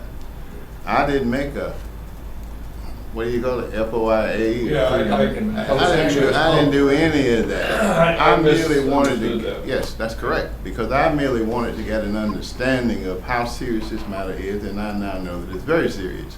And I also, based on what I've just heard Commissioner Womack say, I'm even more concerned that we're overstepping our boundaries again. Amen. We are far into it, please forgive me, because this is not something that we ought to be addressing. This is something that the elected board of trustees and the president of community college ought to be dealing with SAC. And the issue about the law as it has been changed is totally in a different area for us. My request would be, because we're really getting into a legal issue with an active lawsuit, if we could discuss this in closed session.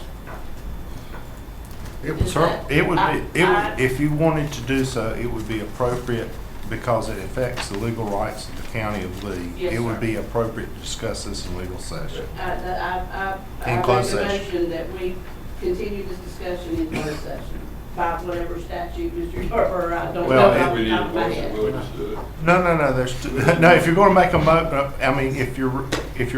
when you're through with your commissioner comments, Okay. when you're through with your commissioner comments, if you want to discuss this in closed session, it should be to discuss litigation and then name we know the case, and it should also be to consult with the county attorney regarding matters involving the attorney-client privilege. Okay, let's finish the comments then. Just wanted to say we had 12 students for 2 weeks in the middle of summer that participated in our Young Commissioners program, and not a single one of them missed a single session. Awesome kids. Awesome kids. Also, they all wanted to be mentors for the next class. That's right. Oh, that's And I thought that was right. great too. That's very good. They're willing to give up their time to do that. So that was pretty neat. The crisis intervention team training was hosted by the LECAN in conjunction with the Sand Hills Mental Health Center, and we had sheriff's deputies as well as Sanford police officers attend that. I attended it for 2 days and very much impressed on how the focus is protecting the lives not only of the law enforcement officers but of also those individuals that they come in contact with that are suffering from mental issues. Very impressed with how that works, and we do have a crisis intervention team within both departments here in Lee County, so we're thankful of that. I have nothing further. That's it. Just real quick, everybody keep the teachers and the students and the rest of the school staff in your thoughts and prayers as they start school on Monday. I know some have already started in other schools in the counties. And please, please, please look out for those little ones getting on the school buses and getting off in the afternoons. You know, at the end of last year, there were a lot of tragic accidents, thankfully not around here, but we would see on the news. So just everybody be aware we're getting back into school time, so watch out for the little ones. Yeah, I hope everybody had a great summer. We are having our, just a community information, on September 7th, we are having our annual Wounded Warriors Golf Tournament. So if anybody is interested in coming out and play, we're playing at Carolina Trace again this year. It's on the 7th, 1 o'clock tee time. If you guys got a team, are interested, everything goes to Fort Bragg's Wounded Warrior Center, so everything stays local. Just write a check and go hands on. So that's always a good outing. Appreciate it. Thank you. Yeah. No comments there. Okay, I have a few. Attended TARPO meeting the other day, and they're coming out with a new reevaluation system. Seems like they change that yearly now. But John and I will be meeting with Bob Bridwell to see, since he's on the RPO, to see what impact that will have and what recommendations they have out of the planning department. And then we'll bring it back before the board so that you can look it over to see if you have any concerns or any additions that you want to put on the consideration for having roads repaired, fixed, or whatever. So we'll be doing that. I guess, John, have we had any contact with him yet? No, sir. Okay, so we'll try to get that done, so we can have some information to us next meeting, because that comes in pretty fast, about October, I think. We have to have a report back in to be considered, so we'll get that out to you. I did want to say about the committees. I want to tell you, I personally appreciate the involvement, the dedication, and the commitment of time to go to the committee meetings that we've assigned. And I know that the people on those committees look forward to having the commissioners there. And so we want you to keep steadfast on going. We do need to make some changes, and we probably need to re-vote on this in the next meeting. I pulled Jim off Triangle J because of his commitment on oil and gas. He just didn't have the time to be the alternate, and Kirk Smith agreed to be the alternate on the Triangle J. Amy has to come off of TARPO board because there is a requirement for conflict of interest and financial conflict, and so it would have cost her a bundle of money to report all the stuff that they're involved with. So if there's somebody else that doesn't have that much financial commitment, I still need an alternate for the TARPO board. And so think about it and let me know this week, and then we can, or this, before next meeting, and we'll see if we can get that on the agenda, because we do, that's one that requires a vote of the board. So anyway, that's my comments. I appreciate everything that each one of you are doing. Keep up the good work. Mr. Chair, before we go into executive session, would you mind in the future that we consider what we're putting before us at 6 o'clock in the evening in terms of the agenda.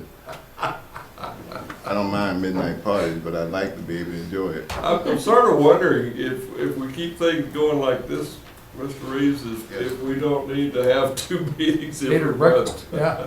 Yeah, you gotta do something different. Yeah. Hats off to the folks that are still with us. Yeah, we appreciate it. So, Yeah. okay. Mr. Chairman, I move we go into closed session to discuss matters relating to the location or expansion of a business in the area per North Carolina General Statutes 143-318-.11A4. And we will need to add that one that Neil said about. And closed session in regards to client attorney privilege on matters of the county's business. Okay.